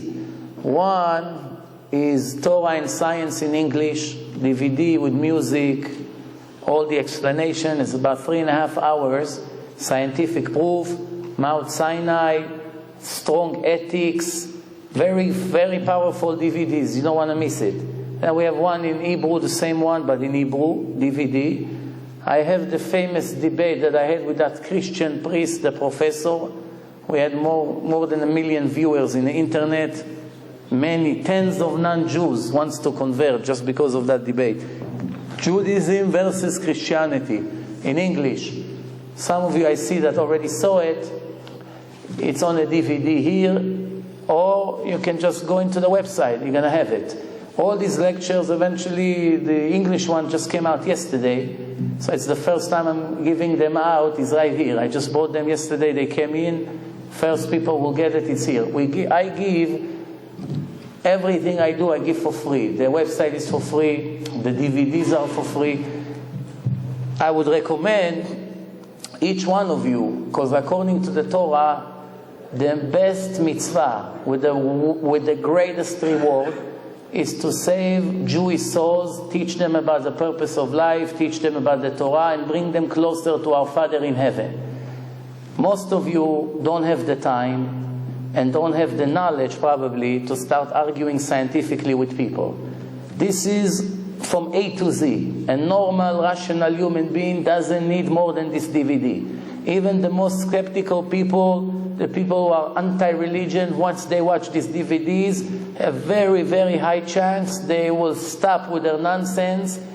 Some of them will become partially religious, and believe it or not, many of them will become eventually fully religious, keeping the laws of Judaism and saving themselves as individuals and helping our nation in general. Anybody who wants to participate in distributing CDs, very, very, very cheap. It's $1 a DVD with the printing, couldn't be cheaper. We just give it for free. Here, everyone who wants to take it can take it for free. He wants to participate in distributing some, it's going to be his merit. Your this will come to non-religious Jews. This guy will start keeping the Shabbat. This guy will put tefillin. This guy will stop cheating on his wife. This guy will be a better father. It will affect a lot of people. Every mitzvah that these people are going to do goes to your account. You can be 200 years in the world to come. The descendants of these people, next generation, next and next and next generation, are all influenced from their grandfather that became righteous. And obviously, that's a very great investment. For a few dollars, the CDs are traveling. I have one family in New York. They're all over. But the guy that I met in New York with his wife, one disc, we gave him $1, one disc. 17 people became strictly religious with $1. And I know the guy that donated that dollar. Donate $1,500, the $1,500 disc, a bunch of them I gave this guy, gave his sister, her husband, his brother and his wife, and the children, and the parents, and him and his wife, and other friends. And today, this guy is organizing seminars to the biggest speakers in the world. And this dollar investment that the Jew that gave it continued to earn for him unbelievable amount of reward. This is an opportunity. You don't have to. You lose if you don't do it. It's up to you. I will give time for questions. I'm sure you have some questions about some of the things we saw. Yes? What happens to a Jew who looks into life after death, getting in contact with someone? Louder, I cannot hear. What happens to a Jew who contacts the dead? Who goes to a medium to contact the dead? Die younger. Shorten his life. Playing with fire. Yeah. I have a question. I agree with what you said regarding reincarnation, like or life after death, that people see their family and they feel everything and they are like above and they see the doctor. But I do still think that the Tana and the light, it's because his brain was shutting off, and this is like going backwards. And I do think that this is what he sees when he was first born. He's going through the tunnel and see light, which is the light of the room where he was born. But I'm not making any excuse to say that I don't believe of whatever you saw. Yes, the soul see everything, everything's right. The only things I have a problem with is the Tana, because it's describing I think you should. The Tana, when the baby comes out and see the light. I think that you just forgot two things that I mentioned. If you maybe forgot, maybe. Okay. Tell me if I'm right or wrong. You forgot one thing, that the people describing having conversation, full conversation with the light. It's not that they just all see light, a tunnel, and it's over. They have an entire conversation with this light. The light asks them, "You ready to die?" And all kinds of people. Sometimes he asks their name. There's a list. I skipped a lot of the things, but there were an entire conversation with that light. That's one thing. Second thing is that this is not only according to science. If only the scientists would claim it, then maybe you're right. There could be some of the things they say, it's not 100%. This was written in the Torah. The Torah said no one dies before he sees the lights of God. And the Torah says clearly that because they're anxious to go towards that light, as they all describe it, the Torah didn't say that this light is as a memory of being in his mother womb and coming out. Plus, being inside his mother womb doesn't really have any lights. He's closed in a very dark room over there until he finally comes to the world. That's nothing near a tunnel that you go and you fly inside, and the beginning is dark and there's noise, plus relatives and the rest of the story. If you put everything together, you see that what you said, it doesn't make 100% sense. You cannot put it together because it's like ignoring some of the details. Yeah. Why do you want to know who we were in the past? Like if you were talking about reincarnation, why would I want to know who I was? Okay, you're right. If God wanted us to know our previous life, He would make us born with the ability to remember our previous life. It's no problem for Him. He could make each one of us remember all his lives, all his images, all his bodies, who used to be his wife, who used to be everything. The reason that God didn't make us able to remember our past, for one very simple and convincing reason.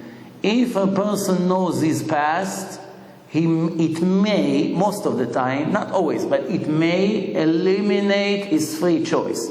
I'll give you an example. Let's say a guy is 45 years old. He's very anxious to get married for 20, 25 years. He did everything. He went to this single party, and to this shadchan, and to this ed, and to that party, and to... He killed himself with dates, spending money, trying, and he doesn't get married. If he was able to know his previous life, and he would know that in his previous life he was a humanizer, a person that tortured ladies, raped them, abused them, giving them very hard time. Let's say he was married 3 times in his previous life. Each one of his wives had hell in her life thanks to this guy. And now God punished him by reincarnating him to die lonely, single, no kids, no ladies. Now frustration and disappointments 100%. If this person, age 18, would know that all his life is going to suffer, he would commit suicide without a doubt. Most of them. It would eliminate his test. He wouldn't be able to know I'm heading to another 60 years of torture. What keeps us going is the hope that tomorrow will become a better day. You understand? One smart person asked, what's better? To be miserable rich or miserable poor? So everybody right away says, of course miserable rich. At least you have comfortable life. The truth is the opposite. Because someone who's very wealthy and is miserable, he has no hope to live. That's it. Nothing will make him happy. Now he has plenty of money, he's not happy. What else will make him happy? A person that doesn't have money always live with the hope. One day I'll make it. When the plan go through, I'll be wealthy and I'll become happy. It's nonsense. But the illusion keeps him going. You understand? The fact that a person knows his previous life, most of the time, will eliminate his free choice. Yes? Louder, please. Yeah, I would like to know if when we are born, our soul knows our destiny. Because sometimes we have intuition, things that we should, avoid. And it's like our soul is telling us to be aware of. Very good question. The answer to your question is that when a person comes to the life, he has a purpose. The creation has a purpose. The body and the soul and the animals and everything in this world, every creation has a creator, and the creator doesn't just do things for his fun. Everything has a purpose. And the fact that the creator made us a world that will be here for a few thousand years, and he put us inside a body to live through the test, and he gave us a Torah. Torah means in Hebrew instructions for life, and what to do, what we should not do. In the Torah, he taught us the purpose of the creation. I'm speaking about this in my DVD here. But each one of us, besides the general purpose that we have as a nation, as human being, we have an individual purpose. My purpose and your purpose is different. How do we know what's our purpose? This question was asked. The answer is, whatever is the most difficult commandment for you to keep, that's your main test in life. Which means, for a person, a woman, that it's very difficult for her to dress modestly. It's no problem for her to keep the Sabbath. She can be generous, giving donations, whatever. To dress modestly, she fights with her desires. She constantly fails, and again and again and again. So she say, you know what? I'm keeping everything. One sin I'm doing, what's the problem? That's her main correction in life. That's why it's the most difficult for her, that particular thing. Her friend, however, can be a twin sister. Same body, the same desire, supposedly. They have the same look, the same body, everything the same. But the twin, she has no desire to dress not modest. Dress completely modest without any difficulties. Why? One purpose of the first twin is modesty. She used to dress not modest, provocative. Now that's why it's very difficult for her, because she has to work very hard to correct it, to earn. If it's not hard, there's no reward. It has to be hard. The Torah says, I'm testing you, I'm giving you hard difficulties to test you. Would you follow my laws or not? It's a test, it's a game. It's a game, you're earning points. The same thing, what difficult for me is not difficult for him, and the other way around. So now each one of us, according to the difficulties we know what's our main thing to correct. There's another way to know. If we are attracted very much to specific laws, some of us very, very anxious to learn. Some of us is willing to do everything for bringing guests into his house and giving food and bringing poor people and help them. He has desire for this. Some of us has desire for, making people religious. We call, we make emails, we arrange lectures, we give out CDs. God is directing the person to his main purpose in life. It's impossible that a person would live here 60, 70, 80 years without knowing his purpose. So therefore, according to the way that our life is designed, that means what we have to go through. Sometimes we have 2 different, or 3, or 10, or 20 different purposes. First, we have to do this. Later, we will have another purpose, and another one, and another one. And sometimes, we cannot fulfill the same purpose in the same body. We have to go to another body. For instance, if I have specific things in this life, that apply only to a man. The things that applies to a woman, I cannot do. I'm not a woman, I'm a man. Next life, if I will be reincarnated in a woman, then I'm going to have a mission that is designed according to woman. That's why God makes a person a woman or a man. Sometimes a person is a handicap, is limited. He can only do certain things. Or blind, or deaf. Everything is according to his test in life. No test of one Jew is 100% similar to another. Each one of our tests is different than the others. Yes?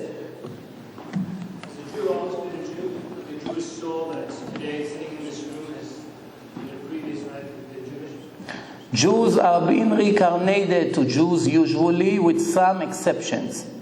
There's very few exceptions that it's possible that Jews will be reincarnated as non-Jews. Yes? How do you explain, you said that the soul is detached once the body is totally decomposed, once the soul separates from the body? Right, so it's detached, right? It's separate. So how do you explain when they say that 17 are left intact? What does that mean? That means the worms doesn't eat their body? Yeah, but what does that mean? Okay, there are few levels of righteous people. Some people, they fulfill their mission in life. They will die righteous, but we see that the worms eat their body. Some righteous people 60 years later, they opened the graves against nature. There's not one hole in their body. They moved them from Morocco to Israel, from Ashkenaz to Israel, perfectly complete. Why is it? There are two levels of righteous people. The highest level of a Jew is to sanctify the body like the soul. Most people, they sanctify the holy soul. They purify the soul, but they don't really address the body. The body. Some people get to such level that the body, which is only the envelope, become like the soul. It's a very high level. Therefore, the body is so holy that the worms have no permission to touch it. But, this is all mystical, deep stuff. I mean, I'm not going to pretend that I have answers that only God can answer. Remember, many of the things that we have in our mind and we are anxious to know, the truth is that there's no answer for it. I'll give you an example. What is the purpose of the entire creation? So we know, the Torah told us, I'm creating you, you are my children, I gave you the Torah, I'm testing you, I'm torturing you, I'm strict with you, I'm giving you all these tests, I'm feeding you, I'm starving you, I'm giving, I'm not giving, everything I do is to test you. Okay. What for? Okay, I got it. So part one is to test me. I'm in a test. Then what? Comes the Torah and say, to reward you in your end. Oh, very good. So I know the purpose of the test is to reward me. What question pops up right away? Reward me without the test. Why are you giving me all these 7 years of tortures? Who needs this? Just create me in heaven. Comes the Torah and say, impossible. Why? God made us in His own image, not physical image. God doesn't have a physical image. Spiritual image, the same traits. Same traits. What's the traits of God? He wants to be deserved, which means no bread of shame, no mercy, which means when a person comes and he works very hard, he doesn't get embarrassed to ask for his salary. I deserve it, I work very hard. But if I walk in a store and no customer walk in all day, raining, snowing, nobody came. I sat all day and read a book. And the end of the day, I'm very embarrassed to go to the boss, hey, give me $100. Why? I sat all day, do nothing. But the days that I work very hard, I'm not embarrassed. Why? I deserve it. No embarrassment. I don't deserve it. I suffer to get it. I still want to get it. I think I need it, but I suffer while I'm getting it. I feel embarrassed. I wish he would send me by the mail that I don't have to look at him when he gives me the money knowing I did nothing.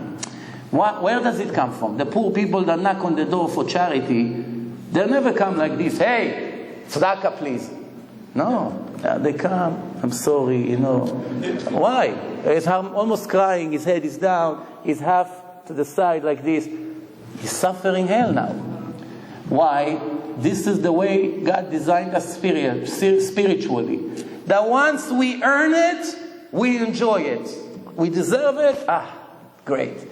When we don't deserve it, it's not perfect. Comes the next question. Okay, so that's why you designed us a test. That's why we have reward and punishment. Free choice, no problem. What's the problem for you, God? Change my personality. Change my nature. Make me not like you. Make me different. Make me that I can get free donations and gifts and everything, and I won't suffer. I enjoy it just as much when I work very hard for it. What's the problem? And create me in heaven without a test. The answer to this, we will never ever know in this life. We won't know. Rambam says, if I knew all the secrets of God, I would be Him. Very good. Perfect analogy. We do not know God's thoughts. How do I know? The Torah says. I knew it without the Torah. Everyone knows it. Can't compare yourself to the creator of the world. But in case you had a doubt, the Torah says, Ki lo machshevotai machshevotechem. My thoughts are not your thoughts. My ways are not your ways. Comparing you to me is like comparing a worm to an eagle. It's an analogy. We got the message. What's the problem that we have?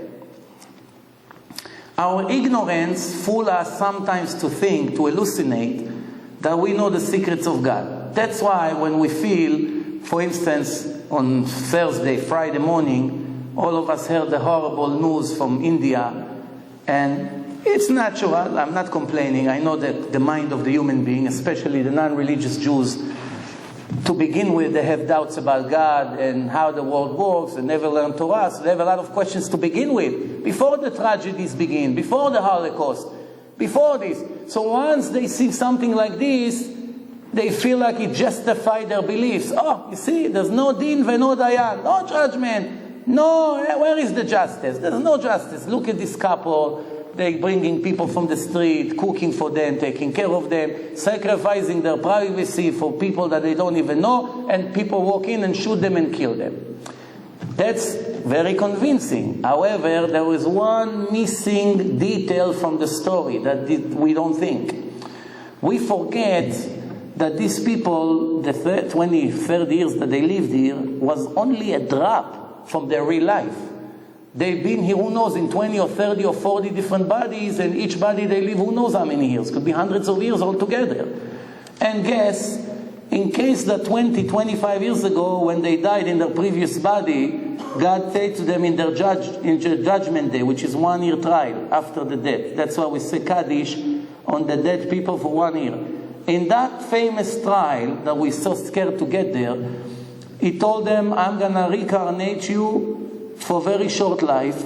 You'll be slaves of the public because you neglected the public in your previous life. You disrespect people. Your correction to your soul will be to live short life. You take care of the people. One day somebody will come and shoot you and you go directly to heaven. No more reincarnation. You have the greatest billions of years of pleasure. We don't know it. Only God knows what really happened to them now. We're all crying for him, and maybe they're sitting over there and laughing, and they say, poor guys, they're crying for us. They would die to be where we are. Just giving you an example. I'm not making it up. Everything I tell you, it's in the Torah. You see, so we have a problem. We think we are capable of being in a level of the real judge, even though we have to admit that we don't know even 1/1,000,000% of every person that we speak to. For instance, you see me here for the first time. Do you know who I am? Can you tell me one detail about my life? No. If something will happen to me, God forbid, what are you going to say tomorrow? Where is the justice? This rabbi came here, he came all the way from New York, he gave a lecture, he's making people religious, boom, something happened. How do you know? Maybe I deserve 1,000,000 times what I got. Nobody really knows. By looking at a person's beard, that doesn't mean he's an angel. There's a lot of things beyond the scenes. That's besides the point. But even if the person is perfectly righteous and he dies young, not necessarily is a punishment for him. Could be the greatest thing. If we only knew what goes next for him, we would die to replace him. But we don't think that way because we are not educated in the Torah. That's why there's a lot of mysteries that we translating it as bad. I'll give you many examples. A person lost all his money. And he's crying and crying and crying. And then one day he finds out that because he lost all his money, he had to move from that business to another city. And then 10 years later, somebody went into the business and killed all the people. And now he just realized after 10 years of crying for the $100,000 that he lost, he just realized now that God wanted to save his life, and the only way to get him out of his business is to make his partner steal away his money and kick him out of the business. And 10 years later, he just found out that his life got saved. But 10 years, he was crying for no reason. Why he was crying? Because he's not educated. If he would be educated, he would say, God, you know what's good for me. You know what I deserve. Just help me to be righteous, that I don't need any punishments, that it will go smooth for me. But if it doesn't go smooth for me, I might as well get my punishment here. Who wants to get it there? Yes? If a relative died, and when you die, you don't see them in Olam Haba because they're reincarnated, is there a chance like that? That's a very famous question. Which one of the bodies are going to resurrect in the resurrection of the death? After Mashiach comes, it's going to be 40 years, all the dead people from the previous generation, the righteous people, will resurrect. Only the righteous one. So those who will resurrect, they live here in many, many bodies. Which body will return? the most famous, the most righteous body that he had in all their reincarnations. However, when a person is being reincarnated in this life, right? You may ask me why we say Kaddish on him. He's already born 2 months later, he was reincarnated. There's no point of saying Kaddish for him. He is now the baby of the biggest rabbi in the world. He's a very lucky guy. Why we cry for him? We say Kaddish for him for 1 year. We go what the Torah told us to do. You have to know one thing. When the person is being reincarnated, not his entire soul is being reincarnated. Only a part of it. We don't have an understanding how it works. A part of the soul stays in the grave forever. That's why the Jews have a custom to go pray by the graves of the righteous Jews. In Tzfat, in the north of Israel, many of these Tanaim buried, Rambam, in Iberia. We go and we pray there. Why? Why? We worship the stone like the Muslims? No, God forbid. That's not the reason. Why we go to pray by his grave? I pray here, it's the same thing. It's a synagogue, I pray here. Why do I have to go to his grave? Because the reason is, it's like a lawyer. It's like coming to the trial by myself or coming with a knowledgeable lawyer. What's the difference? I go, I stand by the Rambam and I pray and I say to the Rambam, help me out with your merit that bring my prayer. Not that I need you. Hashem listens to a prayer of every Jew. Help me out with your schut that thanks to your merit, my prayers will be accepted faster. But the real ideal is that a Jew should aim directly to Hashem, not to the rabbis, not to their graves, not to any son of God and this and that. A real good Jew is a Jew that connected to Hashem 100%, without middlemen. Yes? I just wanted to go back to end of times, and although we don't know the exact date, we know that it's going to be between now and the year 6000. So I just wanted to ask, we all feel that it's nearing, it's coming, so what should happen now and what should happen in the year 6000? I keep hearing different stories about something is going to happen in the year 6000, so if you can clarify that. Well, I have an entire lecture about it. Briefly, I'll answer you that it will be one day the world will wake up and will hear a huge siren in the world. Big siren all over the world. What's the siren gonna be? The shofar of Eliyahu Hanavi. There's a person that became an angel. God took him to Olam Haba, to the world to come, with his body. There's 10 people like this in history. One of them was Eliyahu Hanavi. He became an angel. He was a person like me and you, very holy person, much better than us, but holy person. Things he reached such a high level, God took him with his body, sanctified, Kidesh et HaChomer. This Eliyahu Hanavi had the merit to announce the beginning of the salvation. As the prophet wrote, הנה אנוכי שולח לכם את אליהו הנביא ביום הדין הגדול והנורא. There's all things about it, that Eliyahu Hanavi will come 3 days before the Mashiach will appear. He will begin to announce it and everybody will become very excited, because anywhere we're going to hear that the Mashiach comes from the Olive Mountain in Jerusalem. Now there is a description of what's going to happen. Where does it happen? Read Zechariah 14. It says that the mountain will split to two. It's like an earthquake. One will shift to the right, one will shift to the left. It's going to become a huge valley. All the nations will gather against Israel and go to occupy Jerusalem. All of them, Christian, Muslims, all of them, united, the entire world will decide it's been enough for us that we're fighting one another. Our real enemy are the Jews. Let's all do one hand and go and occupy Jerusalem and whatever. I don't want to go into details. It's very, very discouraging what's going to happen. If you're brave, read it. But after we're going to suffer tremendously for a certain period of time, I'm not sure, according to the prophecy, it's not so clear how long it's going to take. It can be days, it can be weeks, it can be months. It's not so clear. But it will be a horrible time. Eventually, once when we were just about to be finished, God will enter the situation and start saving us from them. And from this moment on, the revenge that He will do to all these nations, hard to believe what punishments they're going to get. You read it over there, you won't believe. I just give you one example. Their eyes will melt out of their hose and spill like water. That's what's going to happen to them. To all the goyim that torture Israel for the last 2,000-3,000 years, one by one. There will be non-Jews that will not get hurt. They don't deserve to get hurt. Right? Justice goes for everyone. No discrimination. If it's a righteous Arab, he's not a terrorist, he prayed to God, and he's kind, he's doing charity, and he's, good, decent person, there's no reason for him to get hurt. Only those who push, donate, Hamas, Hezbollah, all these people that always donate for murdering people, they are the ones who are going to pay the price. This is what's going to happen. Now, with all this time, after the big Gog-Magog war, 4 billion people will die. How do I know? Because the Torah says 2/3 of the people in the world will die constantly. The other third, which is about 2 billion, will survive temporarily.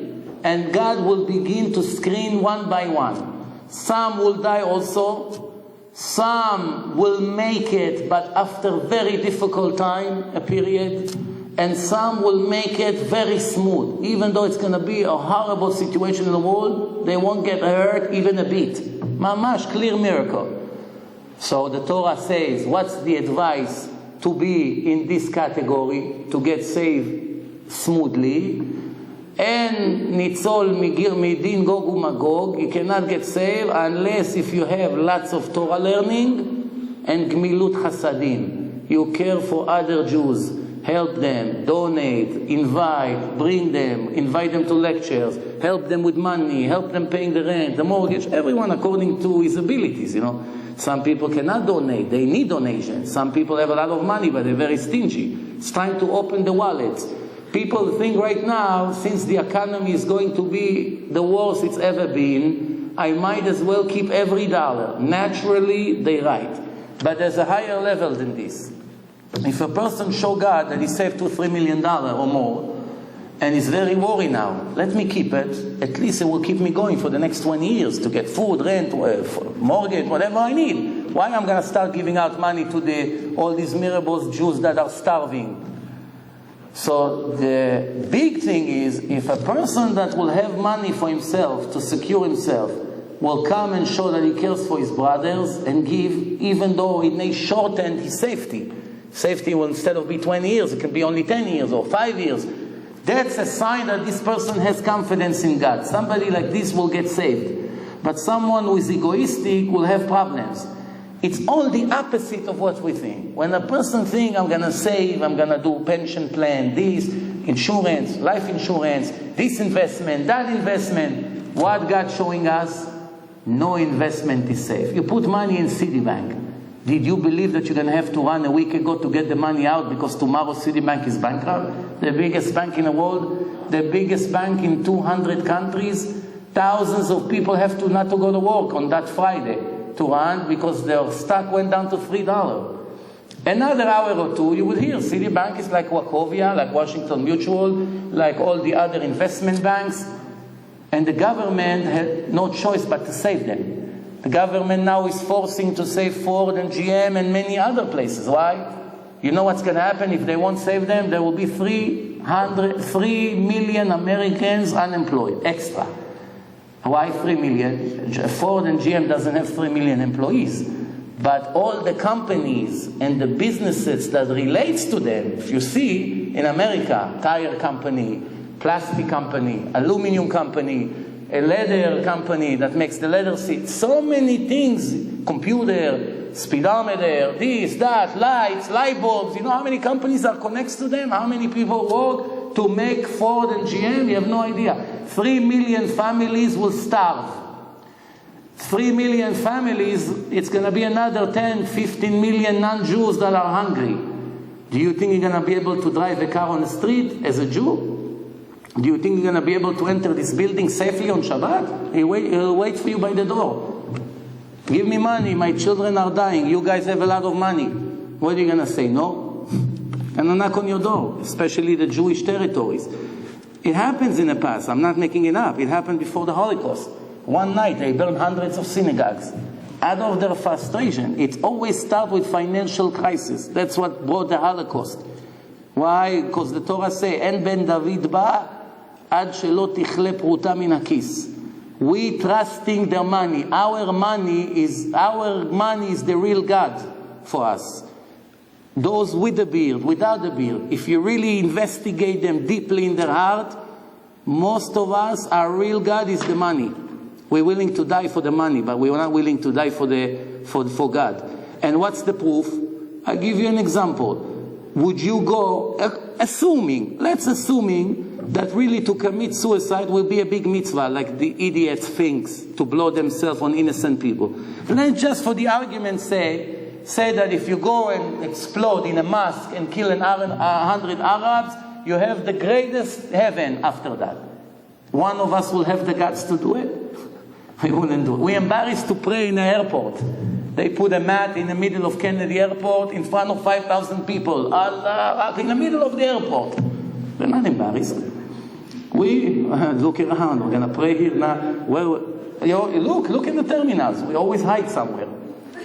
Why we don't stand in front of them? Itkadal bitkadash meraba. Why they allowed and we are not allowed? When they blew up the head of Ahmed Yassin, everybody was happy in Israel. A missile went right into his head. He was in a wheelchair. It was the source of all the bad of the Hamas. So it was very good news for the Jews. Another enemy was wiped out. Not that many people paid attention to the detail in the news that day. When I heard that, I got very disappointed. Why? Not that he died. Don't suspect me. I got very disappointed what time and where he got killed. This despicable, disgusting murderer, cruel beast was murdered at 5 o'clock in the morning, coming out of the mosque, finishing his prayer. When we come in front of God after 120 years, He's going to show us this murderer, how he used to go at 4:30 in the morning with his wheelchair to the mosque. Where are we going to hide as the real children of God that have the real book and put it on the shelf and never even open it? Where are we going to hide from the embarrassment? They show us all these despicable murderers screaming, Allahu Akbar. You see what happened to them? The Israeli Air Force exploded them to pieces. The people who just stand there, they see their father, their brother, everyone blew up to pieces. What's the first thing they scream? God is great. Why God is showing us these filthy animals like this? To show us, when you're not like that, I'm going to send you this monster to show you what you should have been. We should have been fanatic. What's the embarrassment of being fanatic, loving God? Don't get me wrong. The Torah never say to kill. You're not allowed to kill an animal. You're not allowed to kill a goy. You're not allowed to kill. A war is a war. It's a different story. They attack you. You're allowed to defend yourself. Well, you're not allowed just to go and kill a goy. Some Jews making mistakes. They think it's permitted. It's permitted to steal from them, to disrespect them. It's not. Wrong. Some goyim that are righteous have Ruach HaKodesh. Yov. You heard about Yov? The prophet of the Goyim. Tzaddik, big tzaddik Yov was. It's a part of the Tanakh. The Goyim had prophets. The Gemara say a goy that sits and learns Torah seriously with the love of Hashem can reach the highest level of humankind. No discrimination. If he would be a Jew, at least he would get a huge reward for it. It's a different story. But that person was sending people to the suicide. That person had influence. Don't get me wrong. You misunderstood me completely. This person is going to get the worst punishment you can think of. Why? Murdering many innocent people has a very big punishment for that. I'm not talking about this. I'm just taking a point of a positive things that he used to do and applying it to us. To show us that we that have to dance on the street being the children of God, most of the time ignore him completely. We only remember him when we don't have money to feed our children, or when we just got fired, or when we just got saved in an accident. For 5 minutes, it's time to wake up. It's time for us to wake up. To love God, it's not just to remember him once in a while, in the times of problem. To love God, the Torah says, you know what the Torah says to love God? Is to listen to him. That's our main mistake. Many people tell me, Rabbi, don't look at me like this. What do you think? You see me with the earrings and the ponytail and the tattoos. So what do you think? You're more religious than me? He says, I love God. You know how many times I speak to Him a day? I love Him. I know He exists. I know everything I ask comes from Him.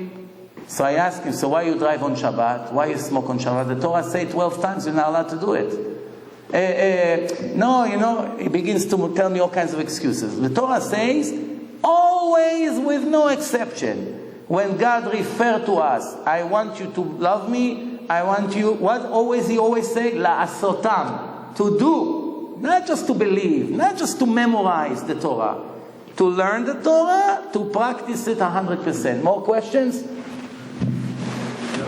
Yeah. In the video, the guy who saw who was dead and then came back, he was talking about the gates of the building. The guy in my video spoke about?